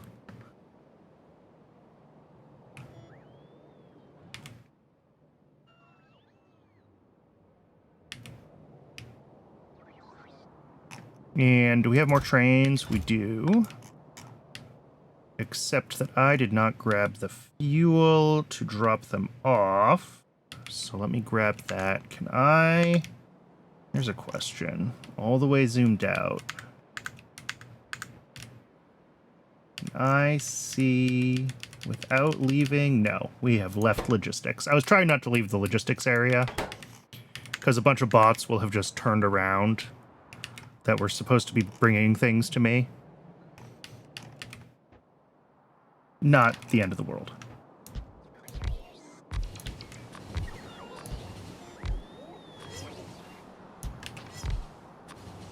All right, a few more fluid trains. And bots. There they are. Oh, yup, you can see them all. Ah, returning the pipes while other bots come grab pipes to bring to me. Awful. I also noticed that I was seeing the occasional Mark II bot. While we're here, speaking of the Mark II bots, let's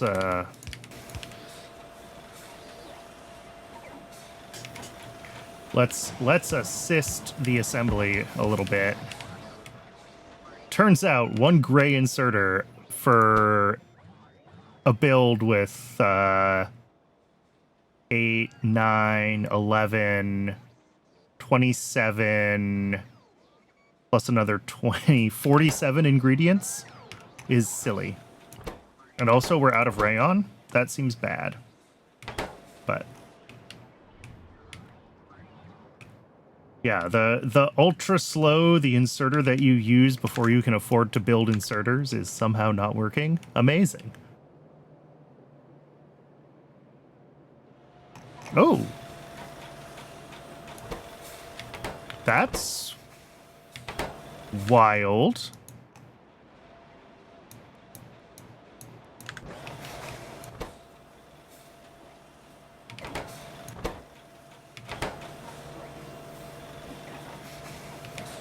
But how?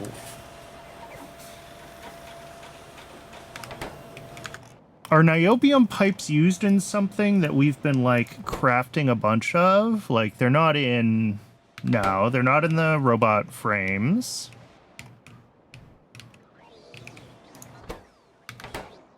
Time for speed. I mean, maybe. I can also probably set this to buffer more. Yeah, this is only set to buffer 2000, which is like 2 rows. So I should set both of these to buffer more.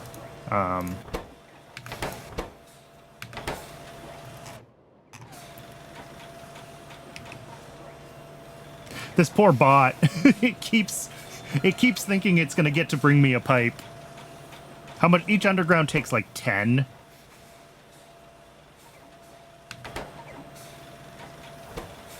Yeah, I don't think there's a better recipe yet. Yeah, there is a cast one eventually, but not until, yeah. That's after prod. Yeah, it was a lot of undergrounds. And, like, I keep a lot of undergrounds in my inventory, right? We keep 500 undergrounds in here, which is already 5,000 pipes unto itself, plus a couple hundred more pipes. So I should probably just set this to, like, 5K. And then this is fine, because this is twice what we need. I could set it higher. For now, yeah, I will. Let's set this to 2K. So we'll let this do 4 rows, and then we'll let this push up to like 5 rows. I have enough to finish the build. That's really all that matters for the moment. Is let's finish getting the upgraded copper online.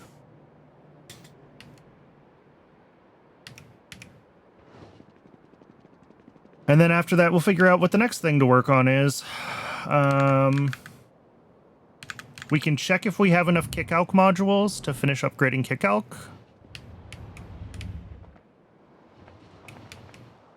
And then after that is... we get to do... what is it? The special cellulose. The nanocrystalline cellulose, yeah. This build is going to be big.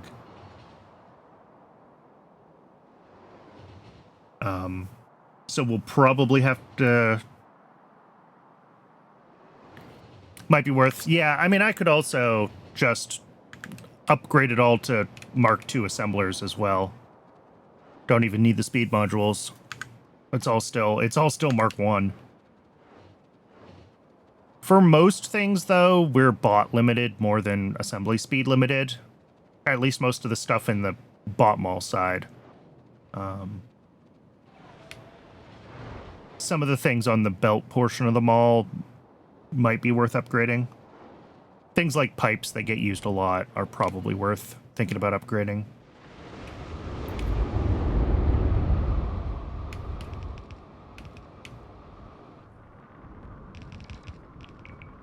All right.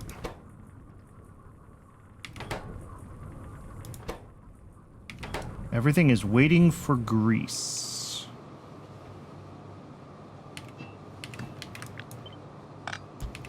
There we go.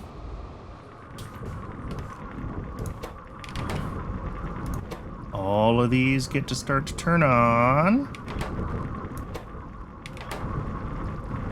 Pushing through each stage. Look at that. There's the first high-grade copper. And then that feeds into this stage that we're not ready for yet. So this is where we need to do that. Turn this off.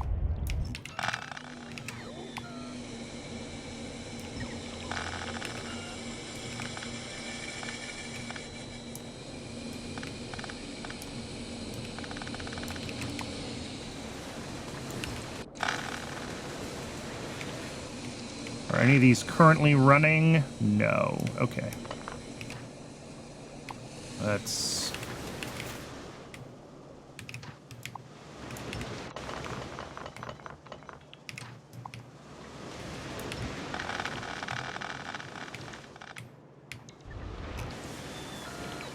So this belt of fuel and borax can come right up here because we're going to need it. Way down at this end. Ooh. Maybe not quite like that, though. Let's run it just a little further north.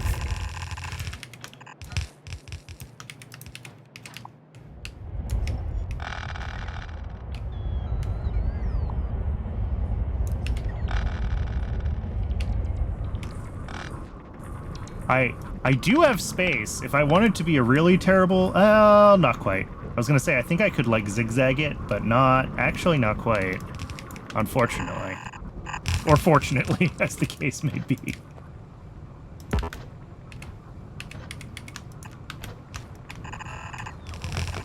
Alright, that'll be the fuel and the borax. How much borax is this pulling through?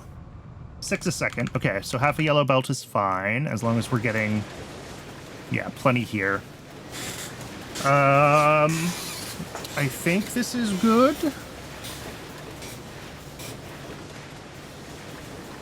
This is all awful, the things that I'm doing to, like, route these different ingredients where they need to go, but that's a problem for future Brandon.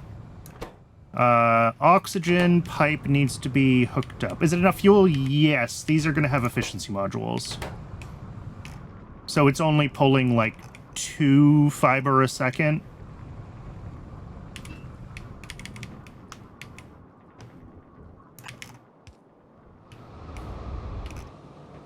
Let's see. The question is, well, one of the questions is, does oxygen do anything else at this end? And I don't think it does.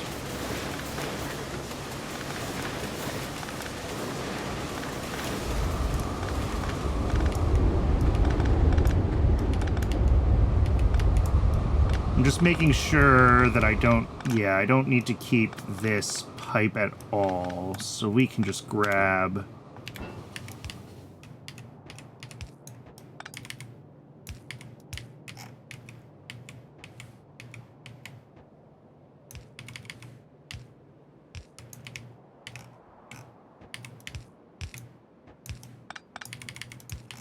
There we go.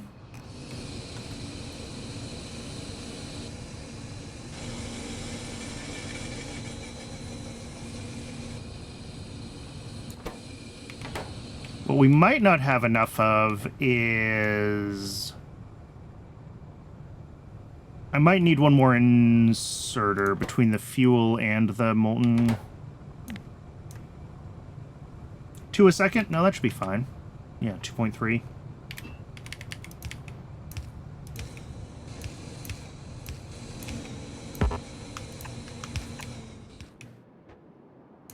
All right, let's figure out our routing for this pipe of molten copper. Because it's going to have to come down here somewhere and connect up to all of this, which... Do I want to upgrade all these pipes, or do I just want to throw a pump in the middle and call it a day? I like that plan. I just do that, then we can transition from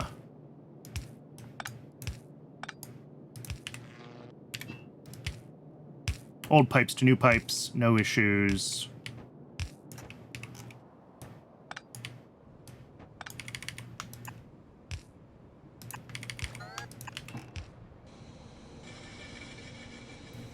Yeah. Yeah, we might need, Oh, good, and we're all blocked up on tailings, which I expected, because I didn't hook up the tailings pipe yet. That's fine. We probably have tailings coming in from multiple places. Yes. So this, I think, I'm just gonna, like, hook in separately.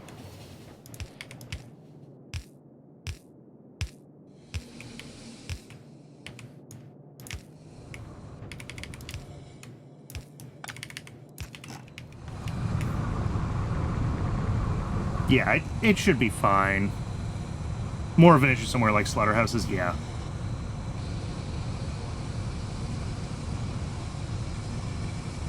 Yeah, if you have multiple products where you have so many different types that you really can't rely on hand size, it'll be wrong, right? Because it'll think that it can hold 2 of everything, but some things it can only have 1 of, and it screws up the throughput calculations.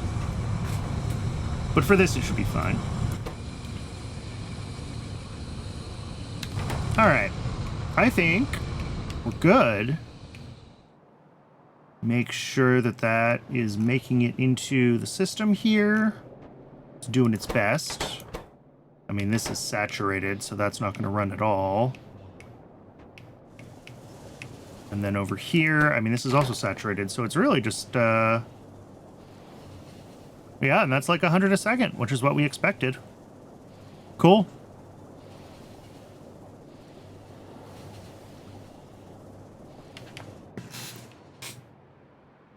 Given how much of our copper demand is in molten form, I think we're good.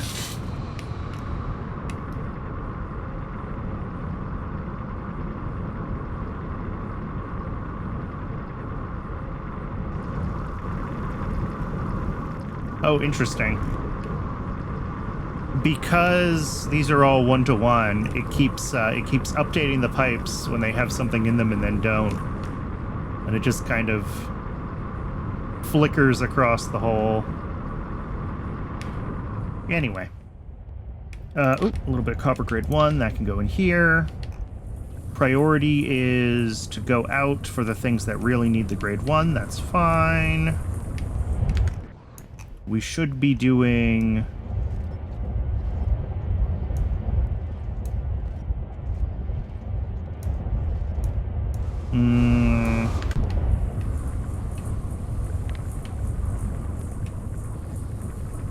$6.75 in, potentially, and these are making what?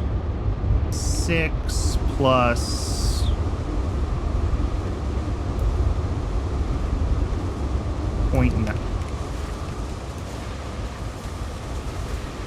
Yeah, about 6.75. I think it's fine.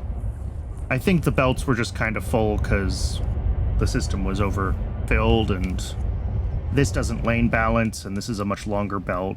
So as soon as these gaps that are on the right side of the belt make their way over, it should start to pull from the left, and then this will pull through. I think that's all that's the issue right now.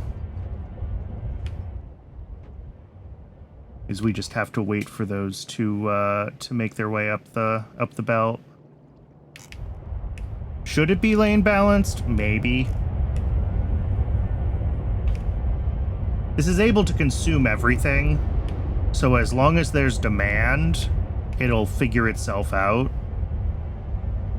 Like, the worst that happens is these get a little bit backed up, or this gets a little bit backed up, but then it, like, self-balances, right? And that would only happen when our demand at this end is less than peak anyway, so it doesn't really matter how all this, like, shakes out.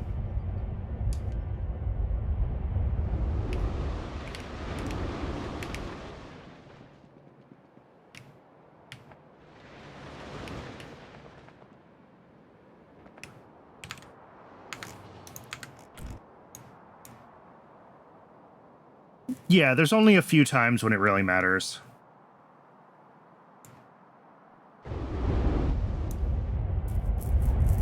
Like, there's definitely times where I need the, you know, make sure that priorities work correctly and things like that. But, like, here, it'll self-balance. Like, yeah, this might back up, but that'll back up through to these machines, and then it'll pull through, and it'll be fine. And again, I think it'll correct itself as this starts to pull from the right side of the belt, and it not quite starting to, but soon. It's getting there. Stuck trains are both fuel. I don't care. Let's figure out our next thing to work on. How are we doing on these, well, I still haven't gotten mutant enzymes, so that's gonna be a issue. Oh, the whole thing died. Why? Oh, lamps, of course. Only building on one side of a belt. That's also true.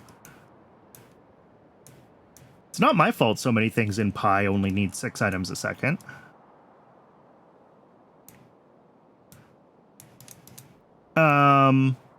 Okay, so the Kickalc module breeder is blocked on lamps, which, sure, we just expanded molten copper, that's fine. Can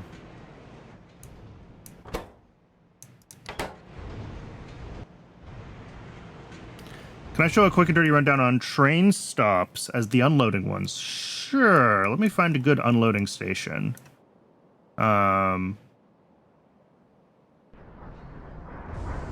That's only unloading one thing. Do we have a good one here? Here's a decent one. So they're all, I mean, they're all a little bit different depending on what's going on with the specific stop, but the general idea that I have is we've got a warehouse, which in Pi is the same size as a train, which is very convenient. So you could fit 6 inserters across it, and then I also will unload from the other side and zoop it in. And then because the warehouses are so big, there's plenty of space for routing whatever you need to the different belts. And again, this is the part that's always just sort of handcrafted, right? It's like, okay, I need so many inserters doing this, so many inserters doing this, so many inserters doing this. The CyberSyn part is just the CyberSyn constant combinator into the CyberSyn system.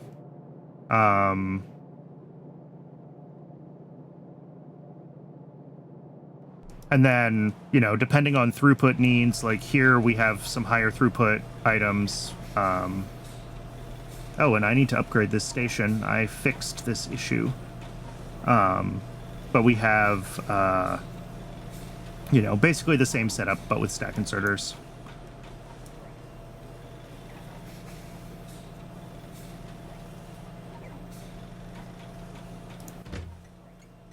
Yeah, I think this needs to do like a read train contents.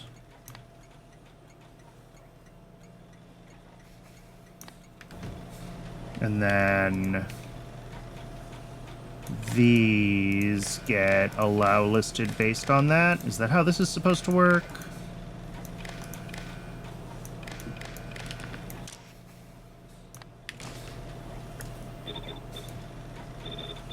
There we go.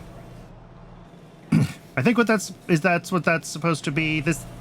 So many of these things are from like different eras of the base, and I found issues and fixed them, and then old things are left behind. But yeah, this is one of the things with the stack inserters is you need to be pretty aggressive in making sure that you set filters correctly, or they will hold random stuff in their hands and ruin your day. But yeah, if you could be more specific with what issues you're having, I could try to show more specifically useful examples.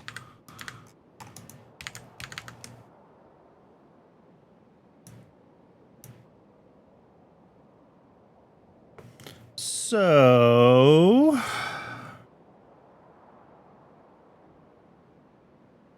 Kickalcs, we're still waiting for Kickalc modules. Those should turn back on once we get lamps, so we can't quite do this yet. We could do this, but I don't think it's useful. This, then? I think Nexilate Matrix is maybe the thing to look at. Or special small parts, but I think we have some intermediates to do for special small parts, some of which include Nexilate Matrices.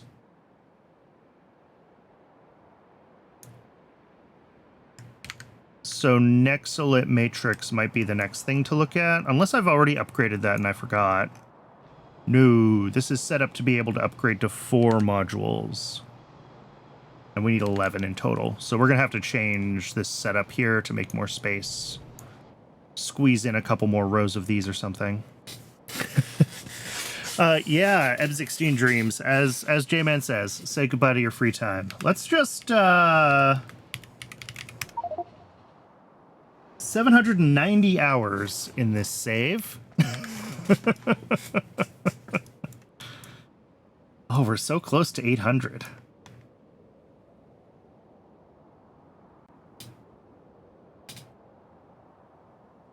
Admittedly, this mod pack is like the most complicated option as far as modding this game to be harder than the base game goes.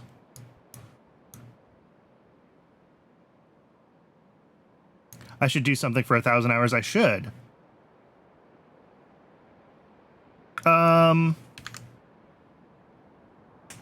Yeah, so this is going to be snug if I want to try to get this Nexilate Matrices in with the existing build, but we need heaps of them.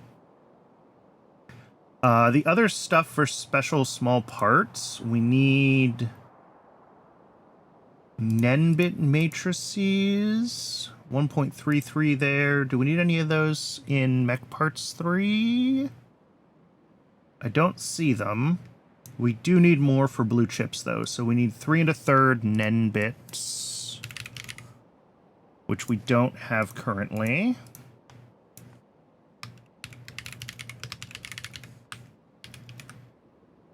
Oh.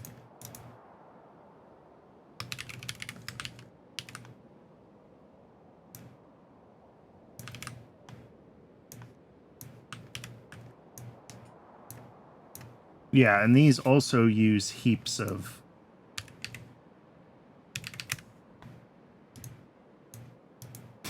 lol. Lol. Lol. Oh,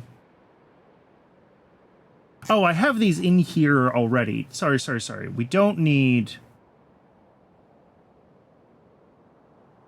Well, we still need a bunch of them for special small parts. No, I guess we do. We need the 2 here, 2.2, plus the ones from special small parts. So, like, yeah. Yeah, that's just not feasible. And, like, I know that special small parts is not actually going to run it. Whatever. Same with mech parts. Ugh.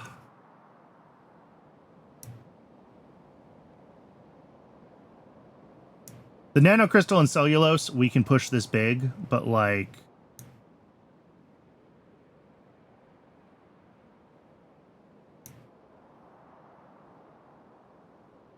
even this much, which is just enough Nenbit matrix for our circuits, that doesn't even account for special small parts. And that's where we ended up with needing, like, this many Nexilate matrices, which is a lot of Nexilate plate. Like, how much of that do we even make? I know that we just upgraded it, but... okay, a lot.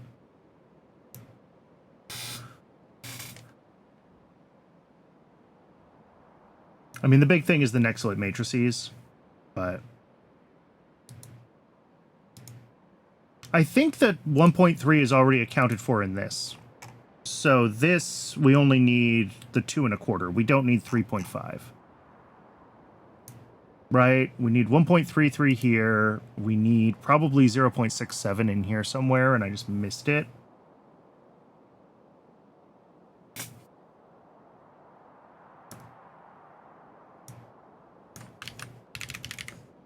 Maybe not. Yeah, why does high-tech circuit boards say that we're outputting 2 a second of those? Should just be 1.33. Maybe I had this set to a larger size. Oh, I probably had this set to 2 factories worth. And then I turned this down. So we can say that we only need like 1.33 here. There we go. And that'll reduce our nanocrystalline cellulose consumption by quite a bit. That's a more feasible number. Like 10... What is that, 1.6? Yeah. That's much more feasible.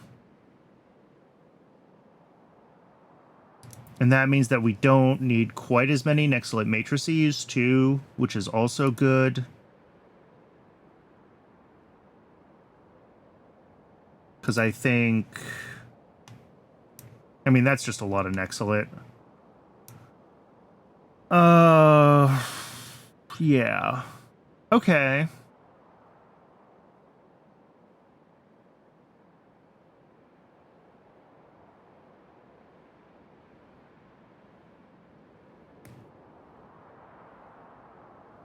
And we could go a little bit bigger.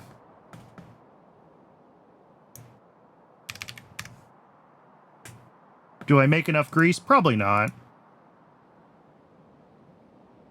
It's hard to judge because oil processing has a bunch of like overflows and top-ups and various priorities. For now, we have enough grease, but I can expand this and it will always find... Yeah. The final byproduct, I believe, is BTX.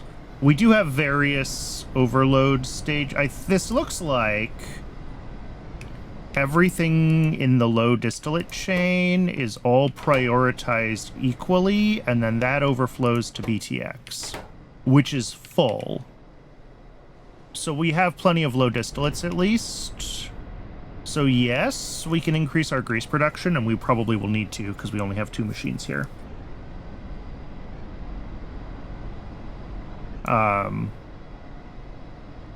But for now, it's full, so...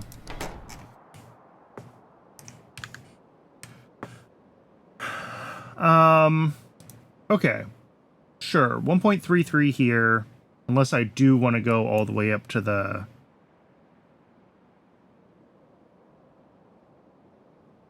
I mean, the full scale would be this, right? Yeah, okay, and this is where I got the 2 from previously. And I think I decided to say, again, that that's kind of silly.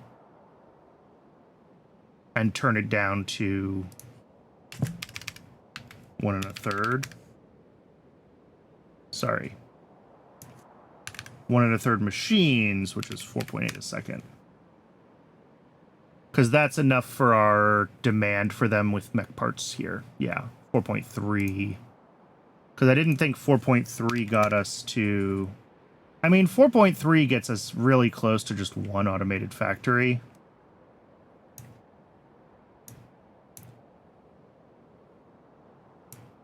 If I just force that, 1.2 makes 4.32 special small parts, and we need 4.31. Okay, so technically, if we scaled this to 1 factory making belts, it would do the right thing. I'd rather have it be a little more buffer, though, so we will add the 2nd factory for the belts. It's going to be very spiky. It's always very spiky. But that's kind of why I want a little more.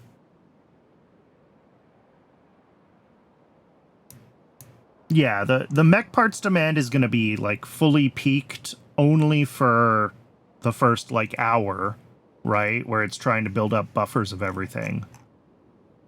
And then it's just going to be spikes from then on.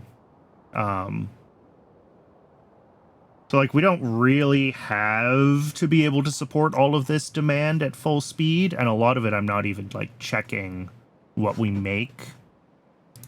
Same with circuit boards, realistically, also spiky. But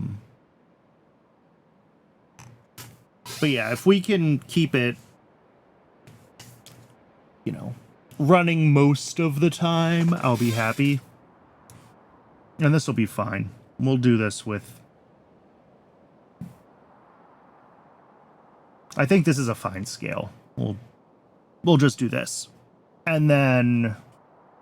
So yeah, that means we need like 1.5 nen-bit matrices, so this is what we need. It also does mean I think that we don't need quite as much here. If we check ingredients for Nextlet matrix, 0.5, 1.25, 7.92. Yeah, and this is at 10.6.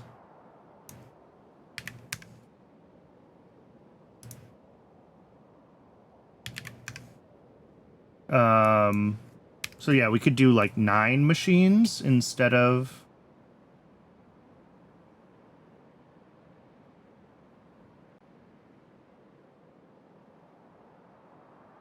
$4.8 times 9 divided by 5. Where'd I put my calculator? Seriously, where'd I put my calculator?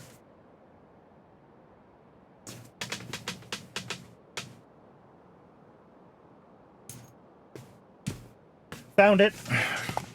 So sorry, 4, 1.2, 9 machines, 5 seconds, 8.64.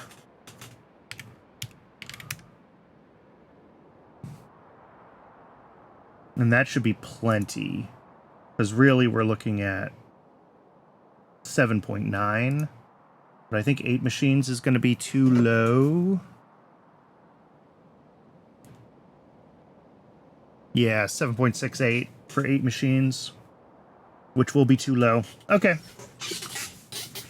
So we will do 9 machines for Nextlet matrices. We will do 10 factories for the nen-bit matrices. That means that we do need a little bit less nanocrystalline cellulose as well, which is great, because this build is also awful.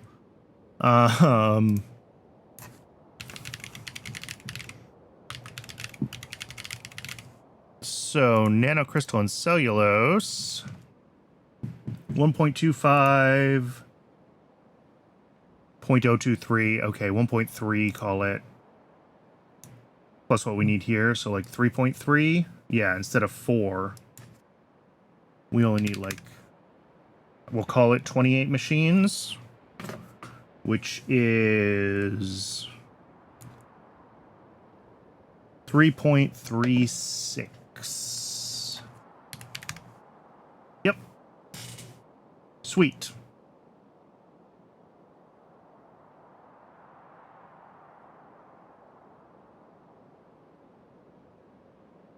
But the big thing with that is that we're going to have to get 3 geothermal plants worth of geothermal water.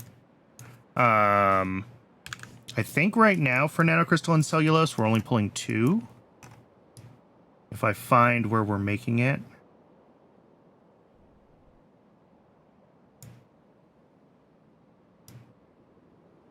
It's around here somewhere, isn't it? There it is. Yeah, we've got 1 here that we're pulling from.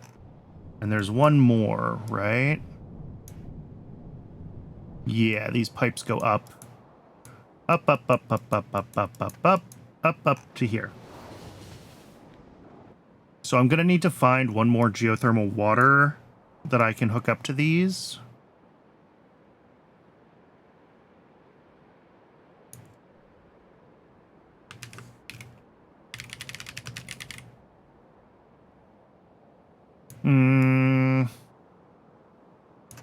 There's nothing that's like really convenient. We could probably grab this one and run it over. I don't love it, but considering the geothermal plants can't be moduled, that's kind of all I can do. The other option is this one down here, which, yeah, we could also get up there without too much hassle. Sorry about the construction noises. It's almost done. I'm very excited. It's almost done.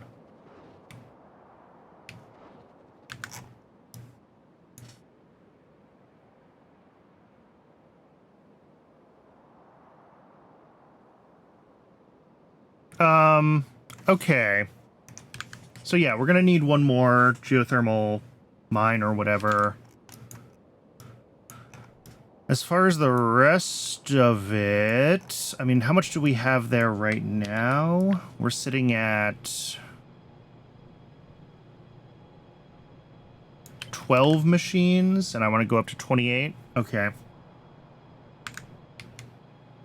I think we have space to do that. But we're also going to totally change, like, all of our inputs and stuff, right? Because right now we're doing cellulose from wood and logs, and we're going to switch to this fiber recipe. So we're going to need to figure out what that needs to look like.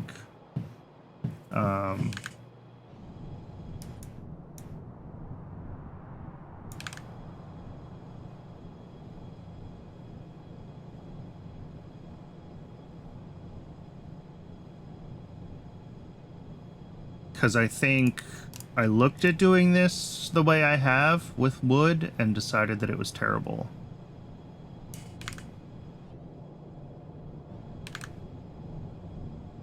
Yeah, that's a lot more sodium hydroxide, even with prod modules. Yeah, no, not doing that.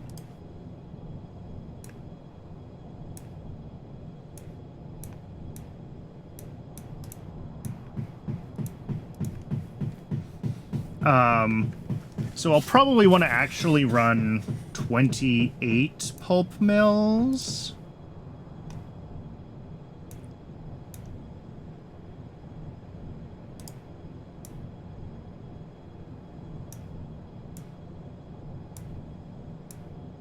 Wait, is that right? One... That is a lot of wood processing units turning the kickouts into raw fiber. That is the only problem with this. But I think that's fine. Yeah, so I'll probably want to run 28 pulp mills. We'll run one for each nanomaterial factory. And then I'll have to find a spot for all these wood processing units, which is going to be ridiculous, but that's fine too.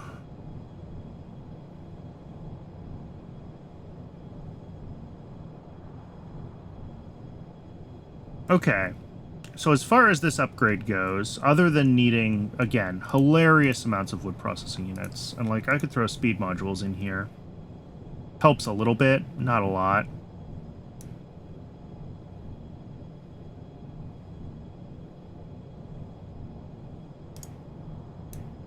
Yeah, okay. I mean, I'll take it.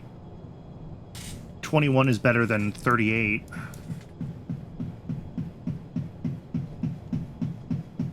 Alright, so this is what we're going to need to do here. Kickouts, we still have to upgrade to their, like, full capacity. I think that's an in-place upgrade.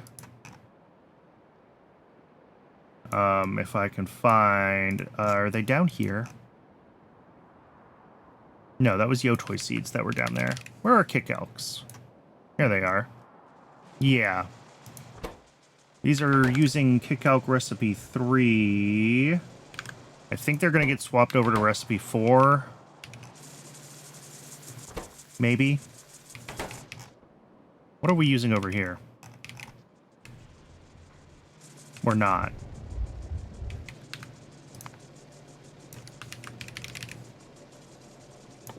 Yeah, Kickalc 4 is the latest one. So that's what we're going to want to swap them over to.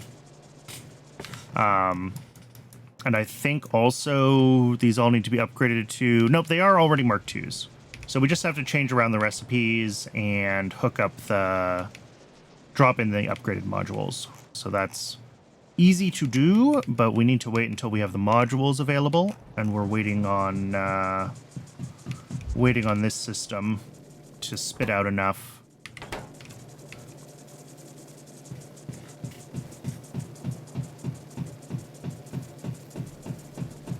Interesting. I'm not sure how we got in this state where we don't have any more seeds, but it's rebalancing itself. We probably drained the seeds through here because this would have run out of lamps first because this runs less frequently and it has a long buffer of lamps on the side here. So probably these ran out first and then we drained through seeds while we weren't making them. I think this uses more seeds than... yeah, more seeds than Kickalks. That's probably what happened.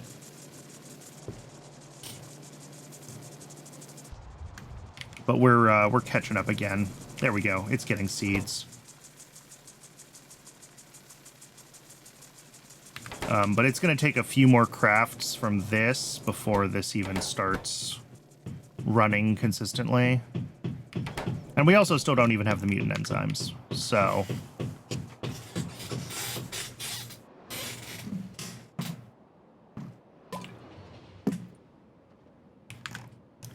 what is next?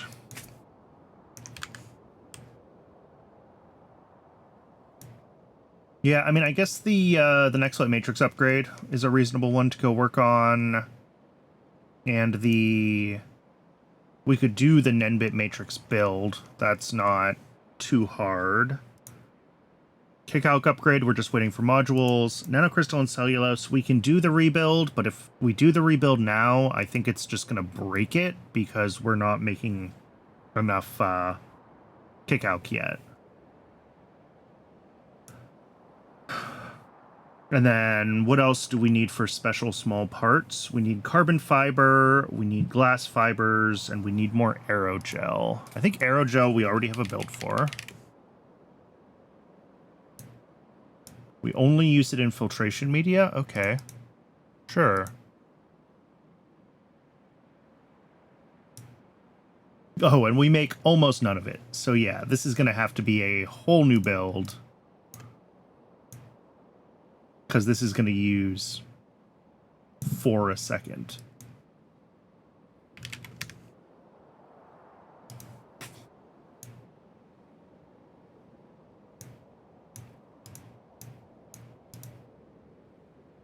Yep. Is there any of these intermediates that we have better recipes for?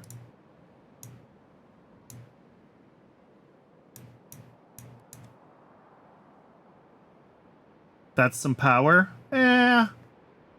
It's only 42 centrifuges.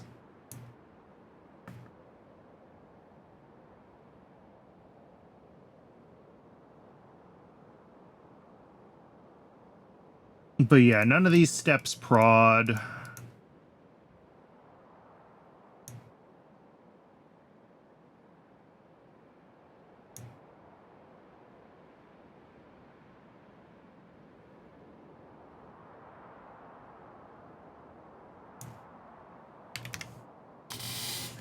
I mean, this is really, well, almost ratioed. There we go. It's ratioed if I get rid of the prod modules. On the one step that we can prod. But I mean, that's so much sodium hydroxide. Yeah, none of these get better recipes. This is just a lot of stuff to make this much aerogel.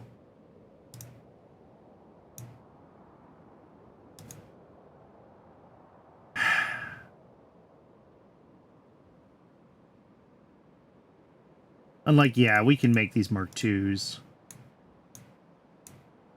Save some building requirements here. But what would this be for 3 of these? Is 12/5.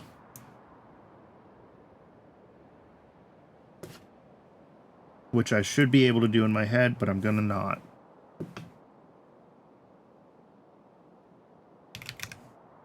Oh, right, ×2. Yeah. There we go.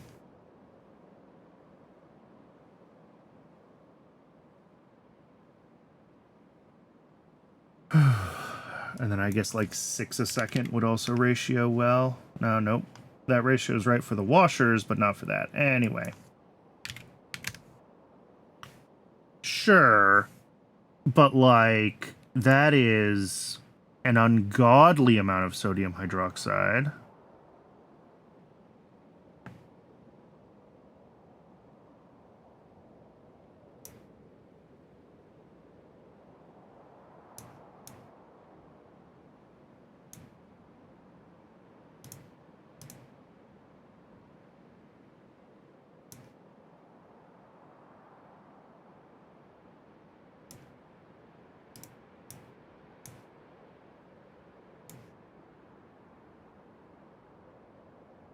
Replan Mech 3 around Prod 2? Maybe.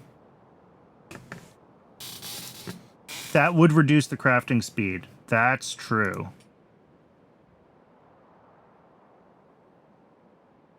That would reduce our demand for the special small parts a lot. Yeah, not even for the prod, for the reduced crafting speed. Yeah. Yeah. When do I get Module 2s? We get them soon, don't we?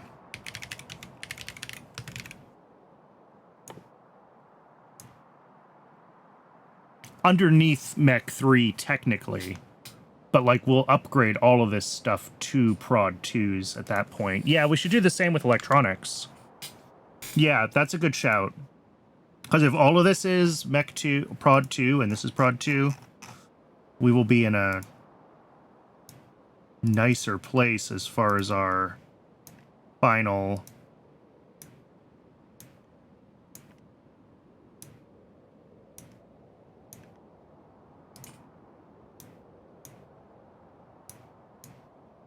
Because realistically, circuits and mech parts mostly feed them all, right?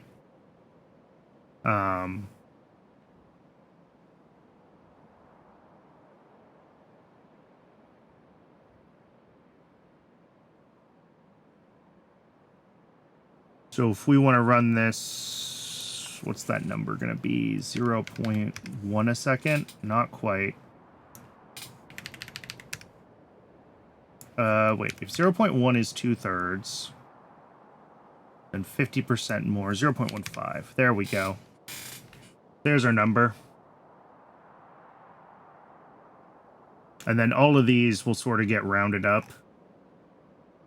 which is how it has always worked, right? We set this fixed building count to 2, allow overproduction.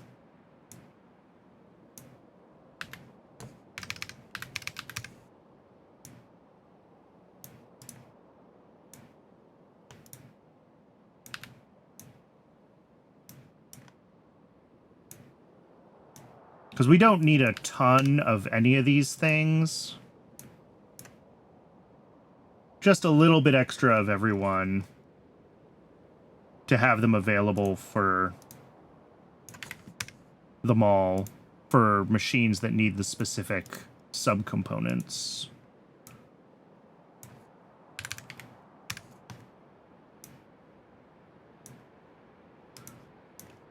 So yeah, it'll be like that. And that reduces us to half the special small parts. All right, I like this plan. It's ad break o'clock. I'll step away, and I will see everyone in just a few minutes.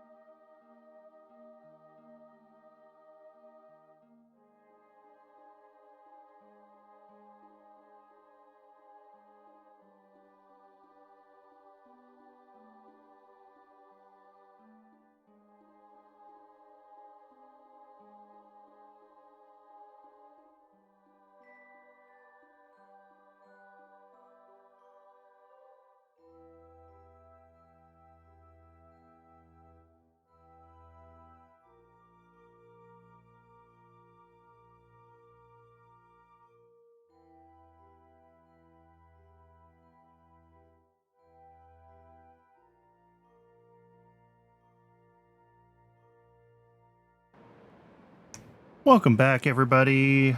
All right. Let's also flip everything here over to prod 2s.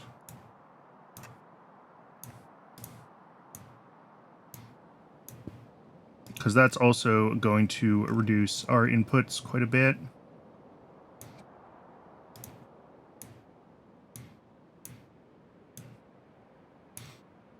Because, like, circuits, same as mech parts, we're not going to use in huge quantities, at least initially, right? They're really just used for the next generation of buildings. So this is going to be, like, what? Not quite 0.3.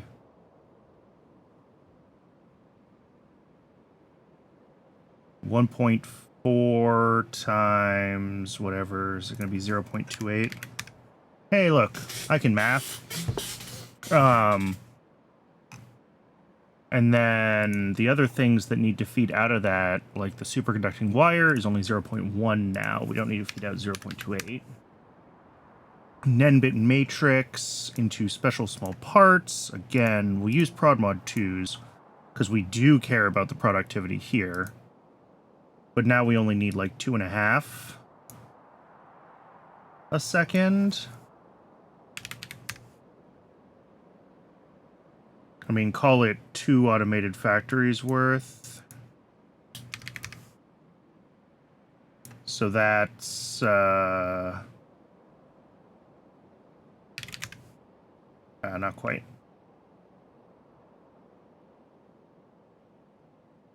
3 times 1.4 divided by something.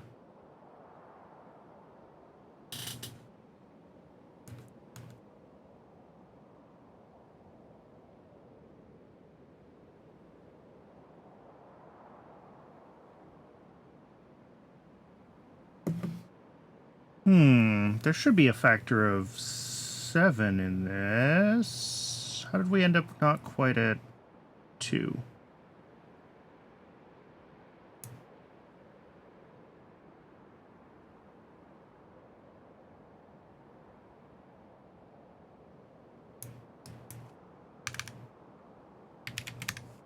Okay, 4.2 is 2.5. Oh, I lost a factor of 5 in there somewhere. Okay, that's how. 4/5 of 4.2. I'm not doing that. 3.36. Cool. And that gets us to now only 2.4 aerogel a second. And again, we'll plan for the better prod modules.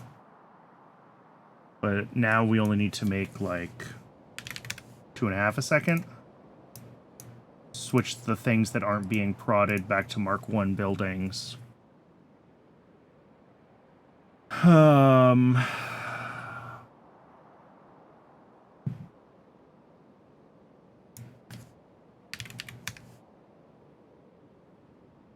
Wait. 4/5, 0.8, times 3, 2.4? Yeah. Except 2.4 is just enough for the special small parts, and we need just a little bit more, so this has to go up to 3.2. And then these ones we're prodding as best we can at those stages. These early stages don't prod. I don't think we need to be doing this part anymore. We can bring in enough sodium hydroxide. At only 1 belt of sodium hydroxide, I'm fine bringing it in. It was when I was looking at like 36 of it a second that I wanted to build it on site, but I think we're fine here. Okay, that's better. Everything's better. N-bit matrices for this. Only 0.8 now, not 1.33. Yeah. So in total, that means that we need 0.85. And actually, I need to remove that. And then I can see 0.049 plus the 0.8. So yeah, 0.85. Yeah, half. It'll end up being 6 machines.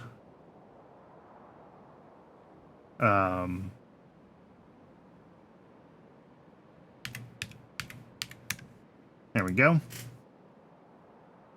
And then Nexilate matrices, same deal. Those come way down. Yeah. 0.5 plus 0.75, right, 1.25 there, plus the Nenbit matrix at 4, so that's only 5.25 now. Do I want to plan these runs around Prod Mod 2 as well? Maybe not. 5.25 is... Oh, let's see. Yeah, 6 machines worth.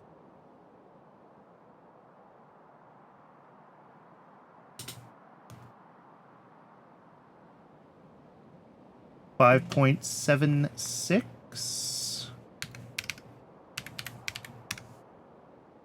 But that's built around Prod Mod 1s. If I upgrade this to Prod Mod 2s, yeah, it's going to be 12 or 13 machines worth that we need, because they get slower.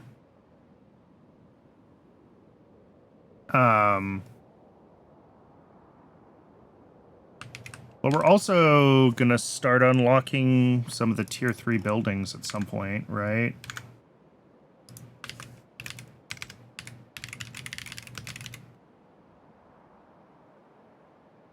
Stage 4 machines is... Prod. Okay. So no. Not really soon. And then Stage 5. So that means that if we do want to go for the Prod Module 2s, we're going to need... but certainly for the high-tech circuit boards and for the Mech Parts 3, we will plan them around Prod Module 2s. We're going to have to build them with Module 1s at the start, but that's fine. Special small parts we'll plan with Prod Module 2s. Yeah, this is a much more reasonable upgrade to the aerogel. Well, I say that. It's still a lot more aerogel than we currently have. Yeah, that's not gonna necessarily upgrade nicely, but we do have space here, so we can get a big build in this area without too much work. So that'll be okay. Nexilate Matrix, I'm gonna leave at Prod 1 for now, because I think we can upgrade this to 6 machines without too much effort if we go over to where we're making those. Yeah, we can fit 6 around here. Might have to flip it vertically instead of horizontally, but, like, there's already ghosts for 4 of them. Yeah. Yeah, we'll make that fit. Nenbit Matrix is only 6 machines now, much more manageable. Calcs are their own thing. Nanocrystalline cellulose, we need less of now.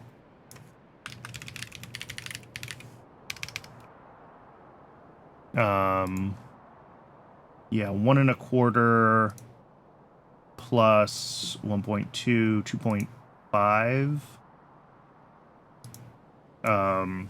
This is going to be a big build, so I don't know if we can get away with Prod Mod 2s on this one, unless we specifically want to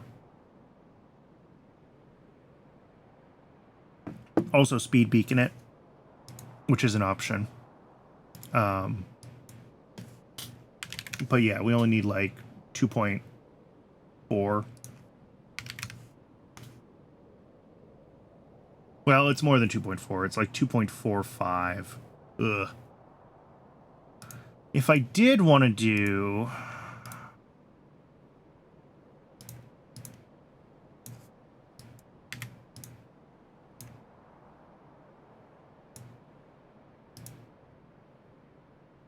I mean, we would use 2s, right?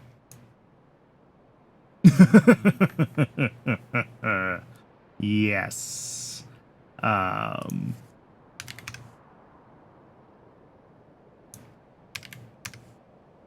2.56? Not quite. 2.51. That's pretty close. Yeah, speed beacon, like, that's a huge, but also Actually, well, we're only pulling 60 megawatts plus with only 3 machines. I could probably fit those around 1 beacon. Call it 2 beacons if we're feeling aggressive. So maybe this is just the new normal.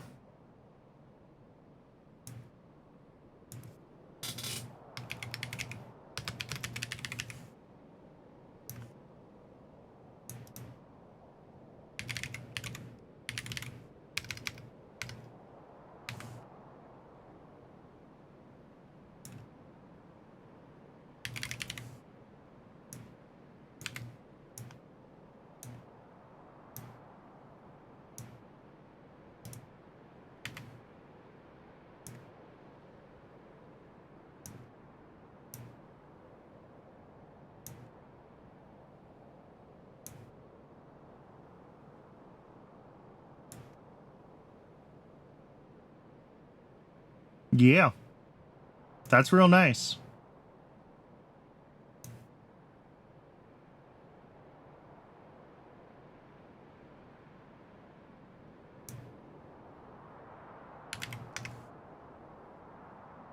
And then if we wanted to...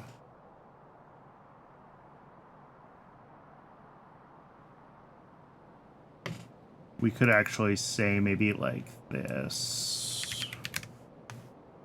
Because that puts us at a nice 4 nanomaterial factories, and that'll play nice with the beacons. We'll end up with 2 beacons. And we would make a 4th pulp mill to do the cellulose as well. Okay.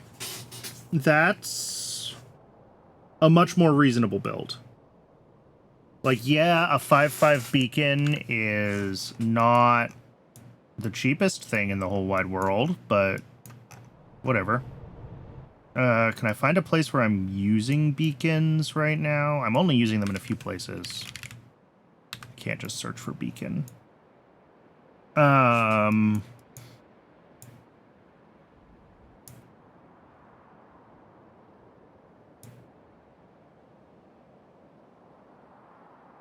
here we go.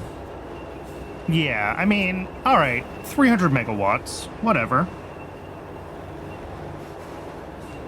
That's not that bad. So, yeah, maybe this is the build. And then we'll actually make 4 pulp mills. They'll be direct insertion or something. I think that's gonna be fine. This one, I mean, maybe the, centrifuges need currently 8.3 gigawatts. If we speed them up, 11.6, and they're not even that much better. Well, 2 sets of speed module 2s, there we go, down to 7.5 for 50% more power, effectively. That's a lot of centrifuges. Unfortunately, there is not another way to do the clear RF gel. I guess what I would want to do is, what? If we do them...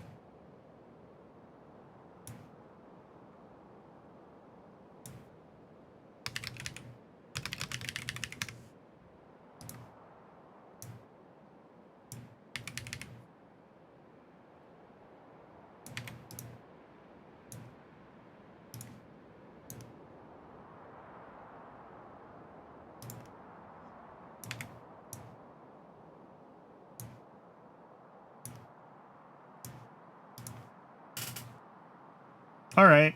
I mean, that gets it down to 4 machines. We're still using a lot of electricity, but whatever. It's a manageable number of machines. Run this one on prod and speed. Again, manageable. Yeah. So we're just going to have to start beaconing the shit out of stuff, I think, is the reality. Which is fine. We can afford the power.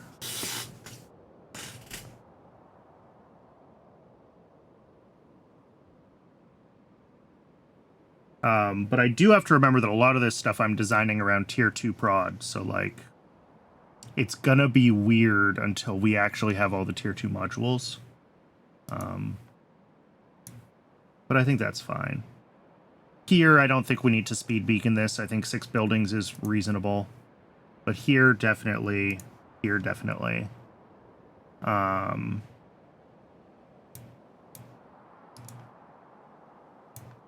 Yeah.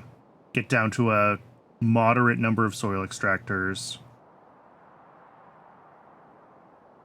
Okay. Special small parts is fine. So yeah, let's we can upgrade the next matrix build for sure. I guess if I did want to, if I wanted to do prod 2, yeah, we're up to 13 buildings, and that's where you want to start beaconing speed again. Oh, look at that. I mean, is that just what we do? Do we just switch this over to 2 machines with prod and a speed beacon? And then we'll start upgrading the modules when we have new modules available? Because this build can stay super small if we do that. Smaller than it is currently. Even if we put our Mark 1s in here.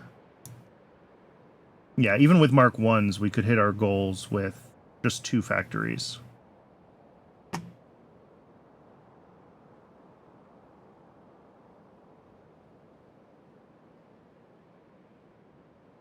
Okay. I kind of like that plan. Grab a beacon instead of grabbing more factories and just do it. What could power cost anyway? Power's free. It just takes time to come online. That's the only thing we have to watch out for, is that we're not...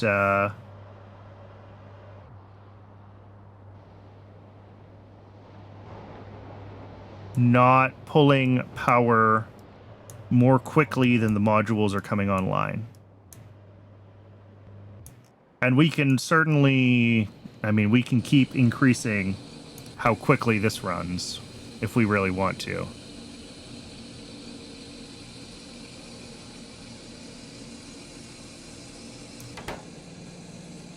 Because I think we could fit a second one of these basic oxygen furnaces in here.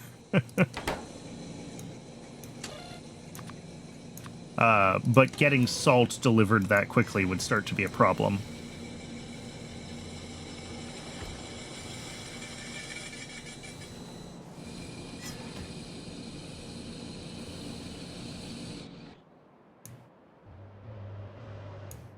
Besides, we're going to have new and exciting power options real soon anyway, aren't we? When do we get power 3?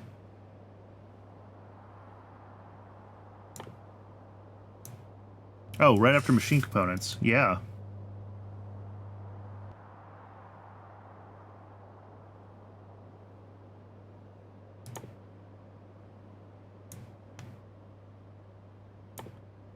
Yeah, the thermosolar upgrade is not too far behind.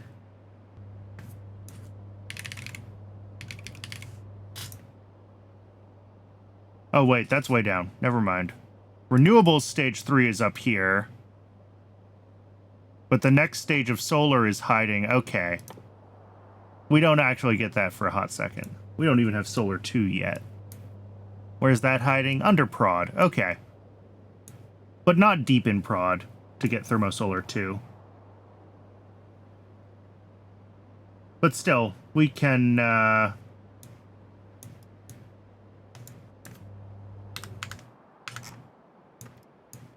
We're pretty much limited only by how quickly we can make molten salt as far as bringing more power online. So...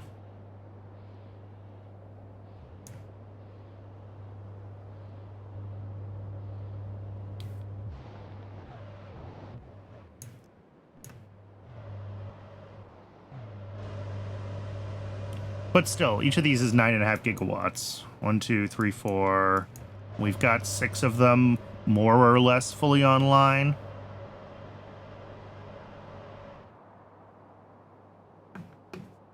Which is, what? 3 plus 50, like 57? Yeah, 57 gigawatts. With another 19 still to come. Yeah. I mean, it's something to think about, obviously. We don't want to go too wild. But, like, if we only have a couple of buildings, we're only looking at a couple of beacons, right? And that's 300 megawatts each. Like, yeah, that's expensive, but also... This is 12 gigawatts just for this. So, like, if the other builds cost a couple hundred more megawatts... I just have a hard time caring right now.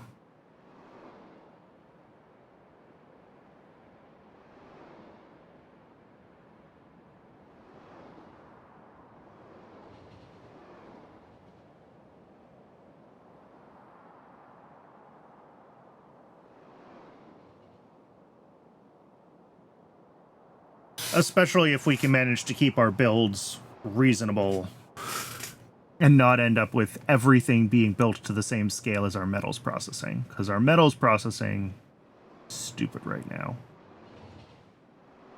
They're all way too big, and I don't want the whole base to turn into builds like that. What does the build look like with tier 1 modules?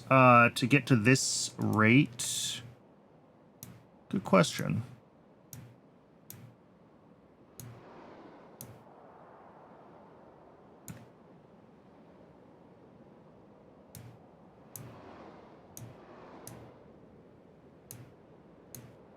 For the aerogel, still pretty manageable, even with tier 1 modules. I'm not down to everything else yet, but... uses more power, because we don't have the tier 2 efficiencies. But... other than that... it's fine.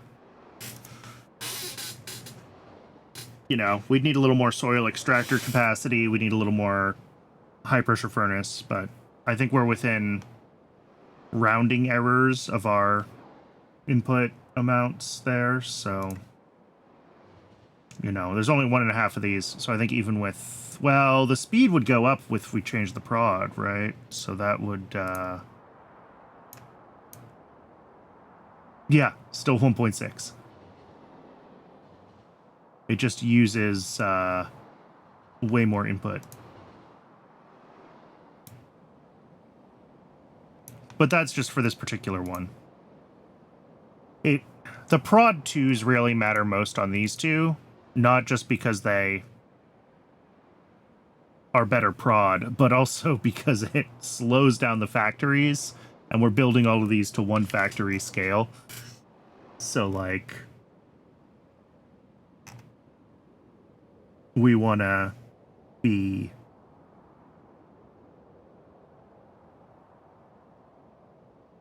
slowing these down as much as we can with the tier 2 modules.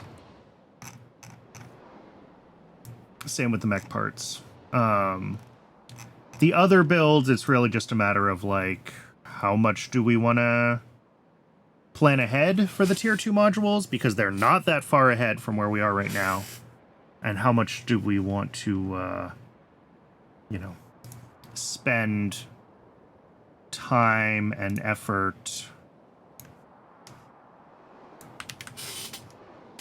How much power are we willing to spend on beacons and things like that more than anything else?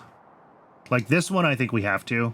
Like, I think if I just make this normal prod 2s, it's like 60 machines. So, like, we gotta beacon this. There's no way around beaconing nanocrystalline cellulose, unfortunately. Aerogel... only 16 machines here.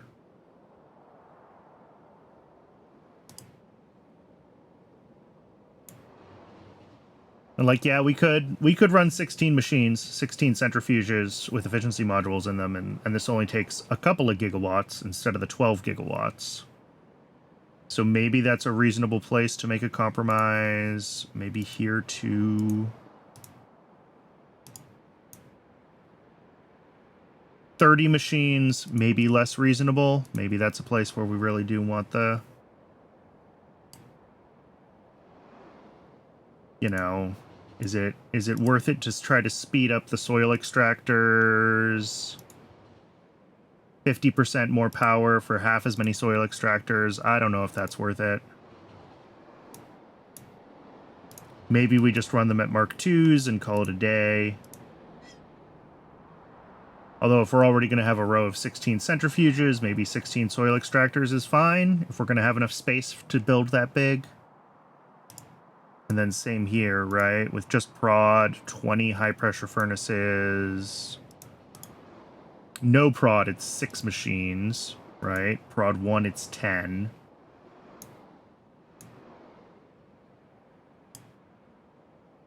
You know, melamine resin and sodium hydroxide are not super important.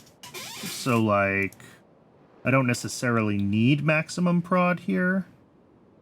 We can also, you know, reconfigure the beacon, right? If we want to adjust the beacons to get away with less power consumption, we can do that.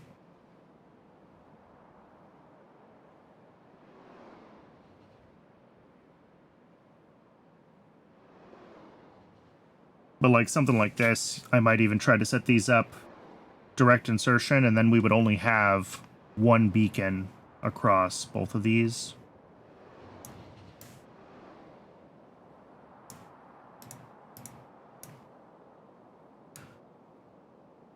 Yeah, I'm not sure. It does seem like if we want to keep builds reasonably small, and like, yes, I always say that space is free, and space is free. But my sanity is not free.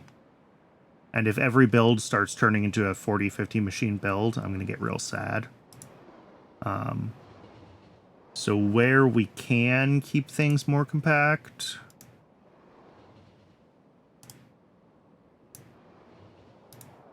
it's nice to.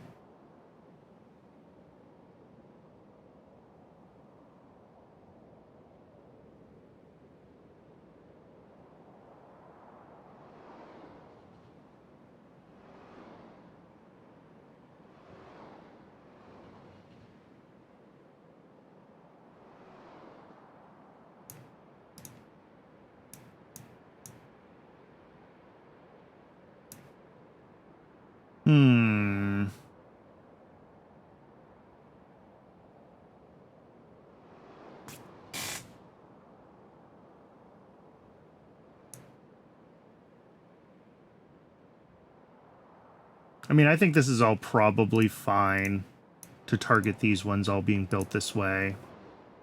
Nenbit matrix, 6 assemblers. I mean, if we do get rid of the speed modules and we just say prod 2s, yeah, it's 13 is the problem. And if we prod and speed, then we only need, well, this shows 1. It'll be 2. But also everything that we plan this way, we have to keep track of for upgrading to module Mark IIs when the time comes. That is important to keep in mind as well.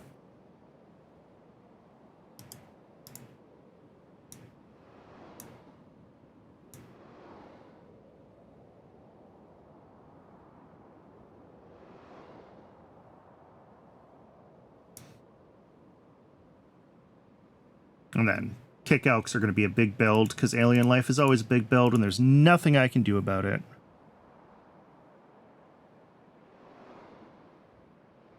Okay, I think these ones are all fine. I don't love them, but they're not atrocious. Glass fibers and carbon fiber are the remaining things that we're going to need for special small parts. Neither of those are currently in the system. So let's just get those added.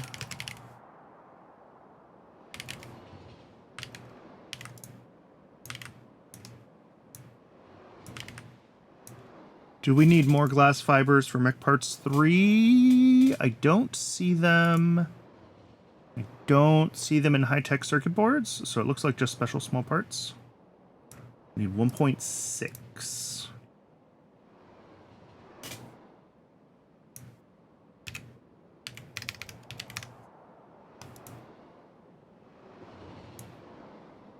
I mean, no. Just efficiency these. Me when I unknowingly put an expensive operation in a hot path. Oops.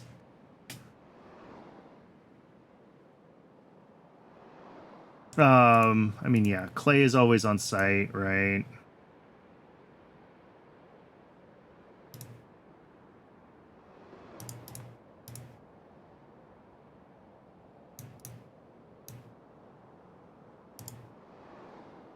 Limestone can be on site. 2.5 soil extractors is fine. These don't need modules. This will all just be whatever. Boron trioxide we bring in, refined syngas, sodium sulfate, sand. For a second, we can probably ship in. So I think this is fine. I don't think there's anything we need to do funky with this build.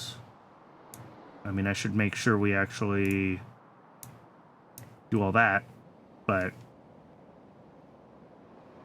glass fibers is not a big deal. And then carbon fiber is the last input to special small parts.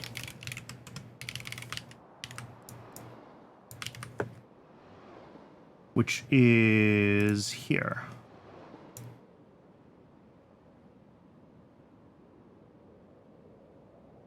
$600 to 700 live objects per second. That's fine.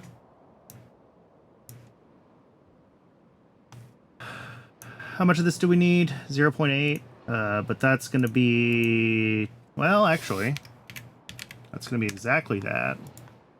But we can prod these. So, yeah, once we're looking... I think anytime we're looking at prod 2, we're pretty much also going to need to beacon it, aren't we? Because the speed penalty is just so huge.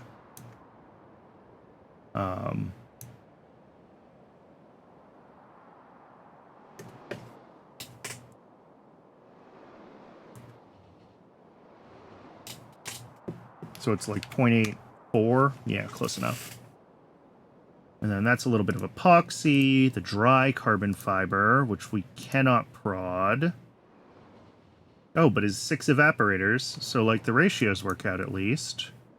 I don't know if we need to speed that up. It might be fine. Treated carbon fiber also does not prod. Carbonized fiber also does not prod. Pre-carbon fiber. Jeez. Pie.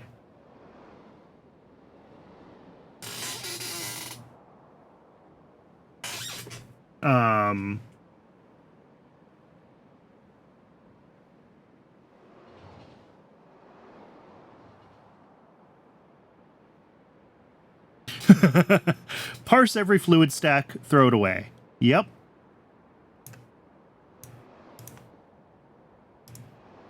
Let's see. Which of these prod? Which of these prod? This stage prods. Yeah, and as soon as we prod it, it wants like 12 buildings. And that's where we start beaconing again. Same here. Prod and speed. Well, what's this one look like? 8. 8 is just barely manageable, but as soon as we want to scale this up, I'm going to be sad. So let's just plan to beacon it. Polyacrylonitrile. Does not prod. Oh, good, but we can efficiency it. Methylacrylate, acrylonitrile. Do we make either of these? I don't even know. What is this chain? Pi. All the intermediates. Every single conceivable intermediate. Graphite on site. That's prodded and speeded. Bring in nitrogen. Ammonium oxalate. Is that a thing that we make? No. Is that a thing that's used anywhere else? Yes. For several things in erbium and gadolinium, and also later on in thorium. So we're going to want to do that as a standalone build. And then polyacrylonitrile. Methyl acrylate, I was going to say, this stuff is part of acrylic, isn't it? Yes. Did I make those standalone, or did I only make them as... Okay, those I made standalone. So we will have to potentially... Is that efficiency plus speed? Yeah, that gets better.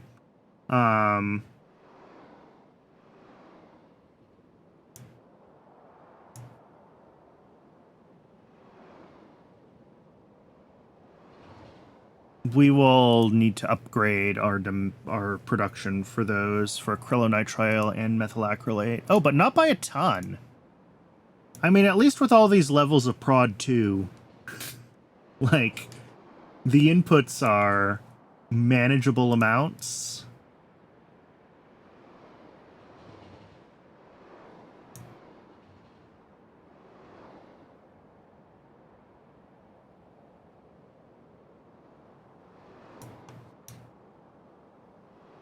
I have... Polyacrylonitrile is not the expensive part, yeah. That means that it's going to be the ammonium oxalate, because everything else is just kind of up the chain, right? Coke into graphite. It's going to be this one that I haven't looked at yet.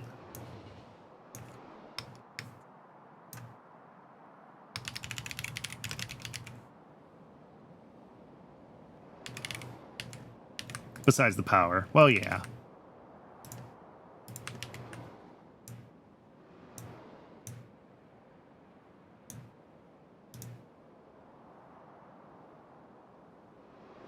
Oxalatic acid, which we don't make. I'm assuming is used for nothing else. Okay, no, it's used for a couple of things, so that might have to be its own build.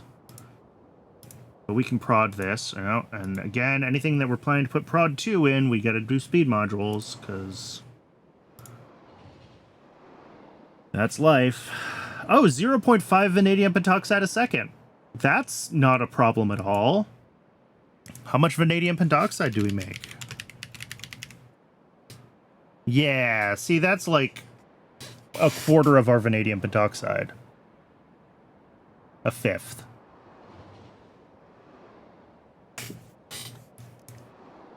Ammonia, cyanic, plastic, a little bit of glassware, a lot of glassware. Sugar. Apparently Arcod Stage 3 gives us a honey to sugar in an evaporator recipe. Okay. I don't know how much sugar we're making. That's potentially expensive, too.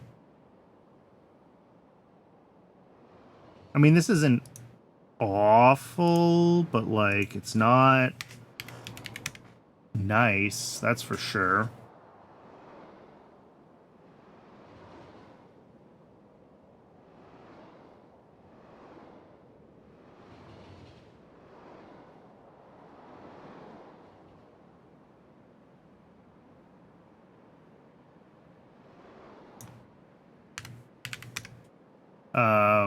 No.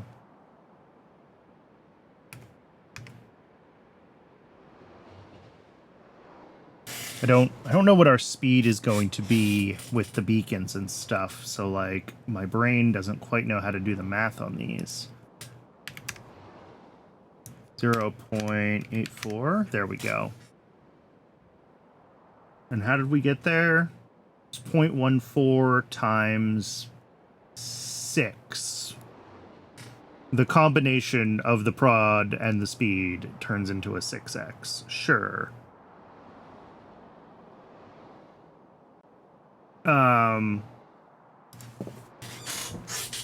But yeah, that's, ugh.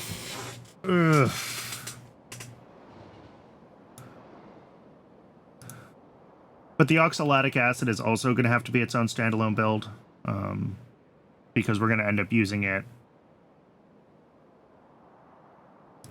within 1 or 2 tiers of tech, and that's what I always like to set as my... I don't bother to do things separately if we're not going to use them for, like, hours and hours and hours, but in this case...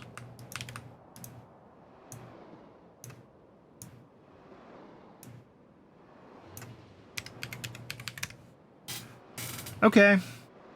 So yeah, that's a chunk of our vanadium pentoxide, for sure. And, like, that much sugar is... I mean, you can prod it.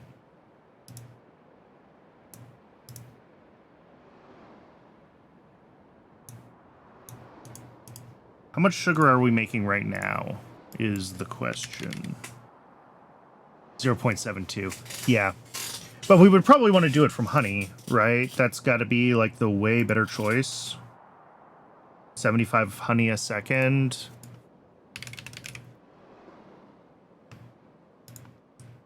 We're making 30. Okay. 1 second. I need to cough.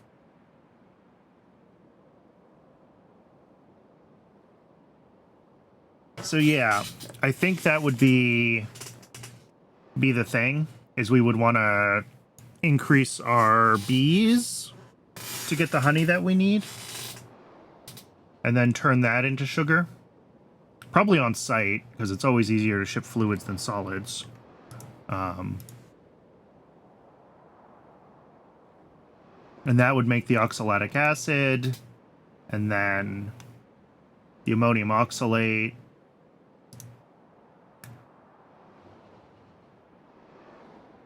Oh, and we need 2,000 degree heat, so that's basically only a coal power plant. Sure, that's fine.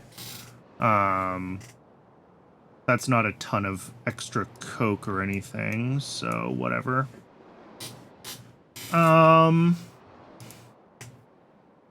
This doesn't seem awful to me. Besides, like, obviously I've got a lot of beacons in here, so this is a lot of power usage. But, like... Eh? Am I missing something?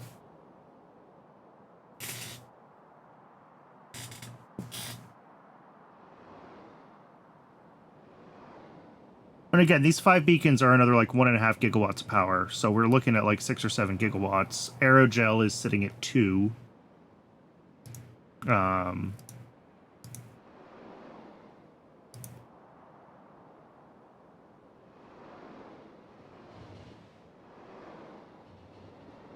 Yeah, I mean, 2 centrifuges, even with efficiency module 2s and the speed module, ends up as just a lot of power.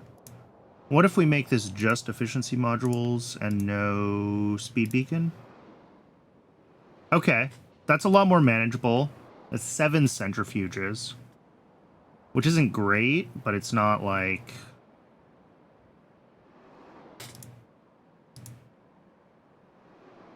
So maybe that's the better choice.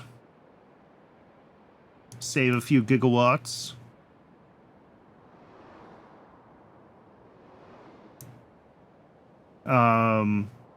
Yeah, I mean, that's what I decided to do here, right? And we have a lot more.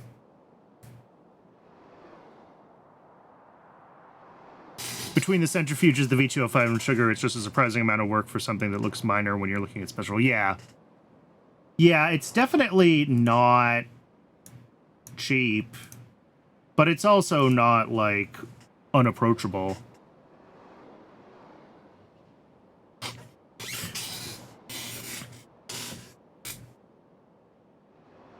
Dog of Chaos, I think your first mistake was using Kotlin.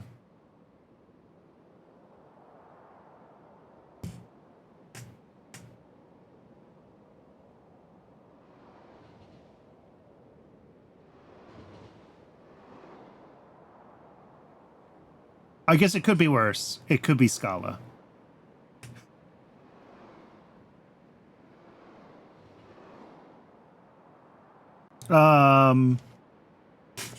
Okay. I hate working with, yeah. I'm honestly, and this says a lot more about me as a person than about anything else, I am still actually disappointed that there doesn't seem to be any, like, real community around doing Minecraft modding in Clojure, because Clojure has always been my JVM language of choice. Although it is also a language where it's very easy to end up with a ton of extra garbage if you're not careful.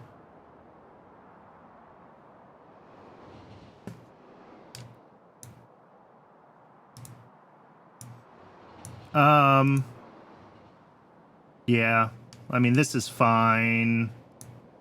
We need a little bit more of both of these, but not a lot of bit more of both of these. So I may leave them for now and then plan to, like, upgrade them both to, like, prod 2 beacon setups when we start running around doing that, but not bother rebuilding them in the short term.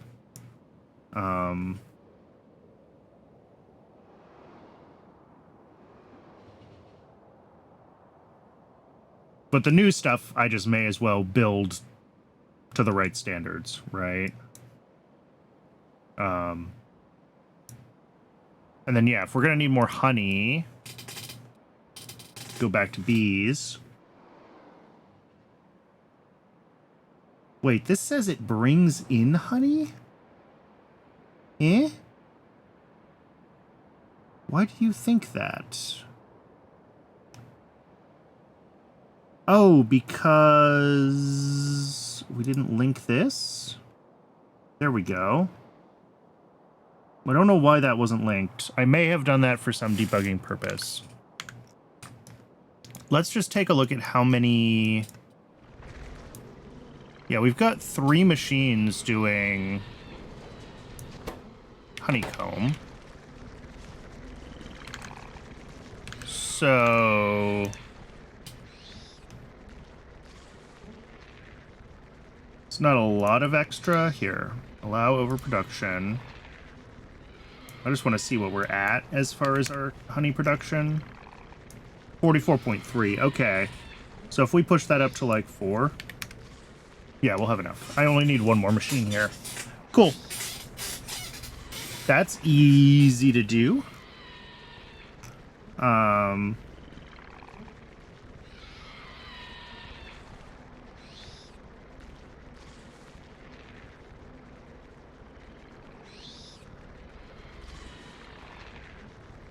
Oh, and then the actual arcods out aren't even shown here, because this needs to be set to...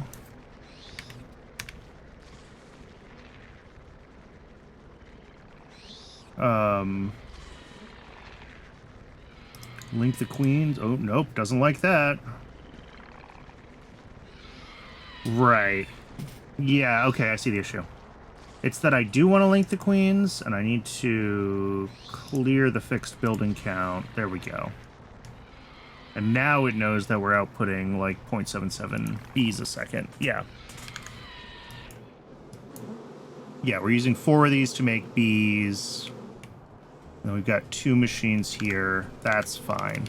Because these don't actually run all the time, or shouldn't run all the time. They should be running just long enough to keep...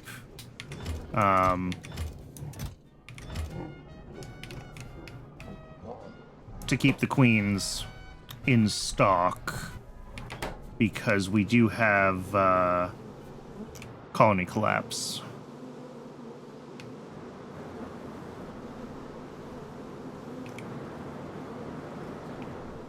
So really, we only net like 0.8 bees a second? That's what it thinks? Interesting.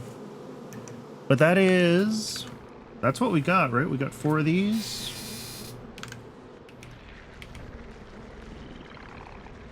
Yeah, 4 of everything. 4, 4, 4, 4 all the way down.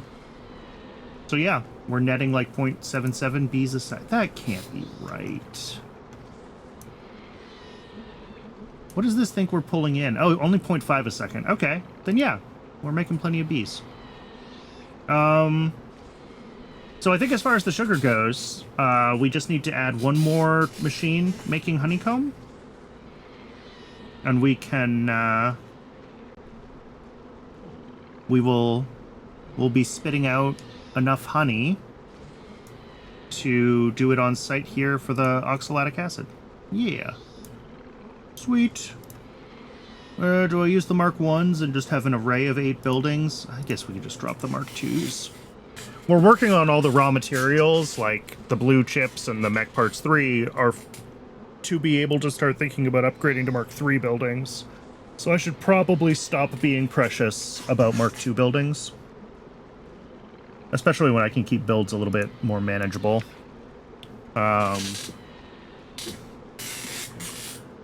Okay.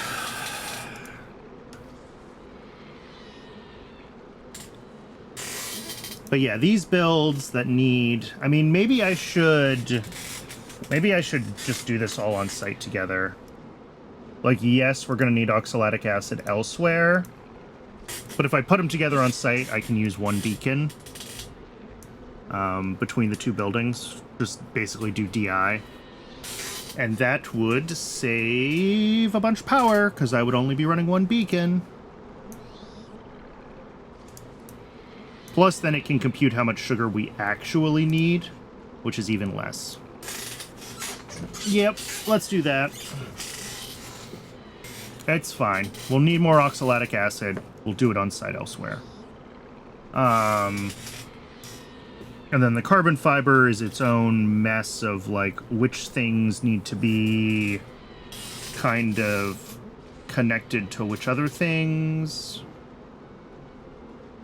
Yeah, maybe we can get the, like, graphite and pre-carbon fiber next to each other, kind of gathered around a beacon. Maybe the oxidized pan fiber.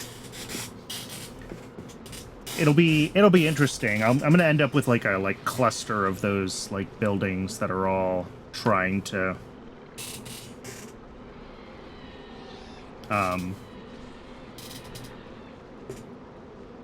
squeeze around a beacon. It's definitely gonna screw up a lot of my my layout preferences to be trying to use beacons everywhere.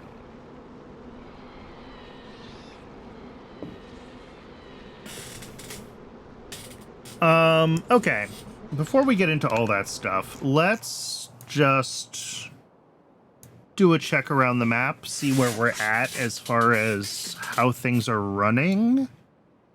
Because we have had some issues, and I want to make sure we're in a decent place before we go any further.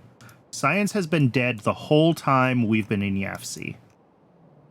So let's just double check that that is what we think it is, and what we always know it is Vaporing cartridges. They're running right now. Okay. So that's about to turn back on. That's fine. That's kind of expected. I need to scale up Vaporing cartridges by like one assembler on the Mark IIs and on the Mark Is.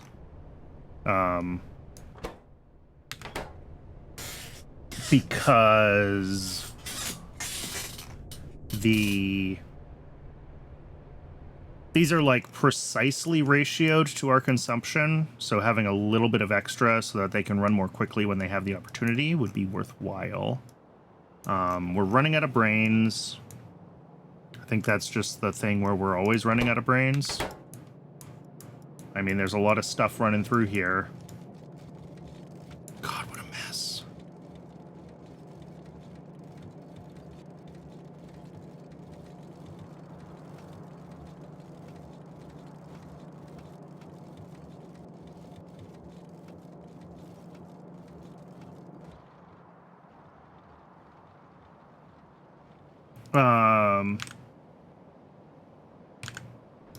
That's fine. I'm gonna leave that for now. There's not a lot I can do about getting more brains at the moment, so... How are we doing here? This... Still 0 products, but also it has not even gotten enough seeds. Again, kind of expected right now. I'm kind of surprised that it still hasn't gotten any mutant enzymes, though. Oh, they are currently running. So probably that just has to get up to a delivery. And then I think this has probably never had a delivery of mutant enzymes, so it will probably get the first delivery from Cybersyn, so that should be fine. Fuel oil is doing well. That's what we want to see. Yeah, good. And we're sitting on a good size buffer of empty canisters to like be able to immediately refill this when necessary, but not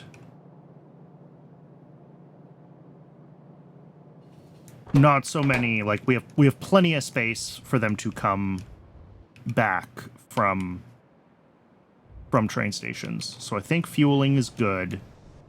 I'm reasonably happy with it. What else has been broken recently? I mean, those are the big things, right? It's always science and it's fuel. Check on this. We're up to, yeah. 1, 2, 3. All right. I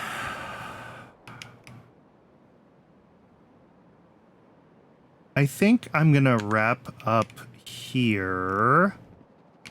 My voice is getting tired quickly today. I can feel my throat not feeling great. So hopefully I'm not getting sick. But I think this is a good stopping point. Next week we'll, or not next week, Thursday, we will jump right back in sort of where we left off in YAFC, and I think we can start actually getting those builds planned. And then figure out what's next, but I don't see any reason why we couldn't get everything needed for special small parts, like all the upgrades and all the builds done on Thursday.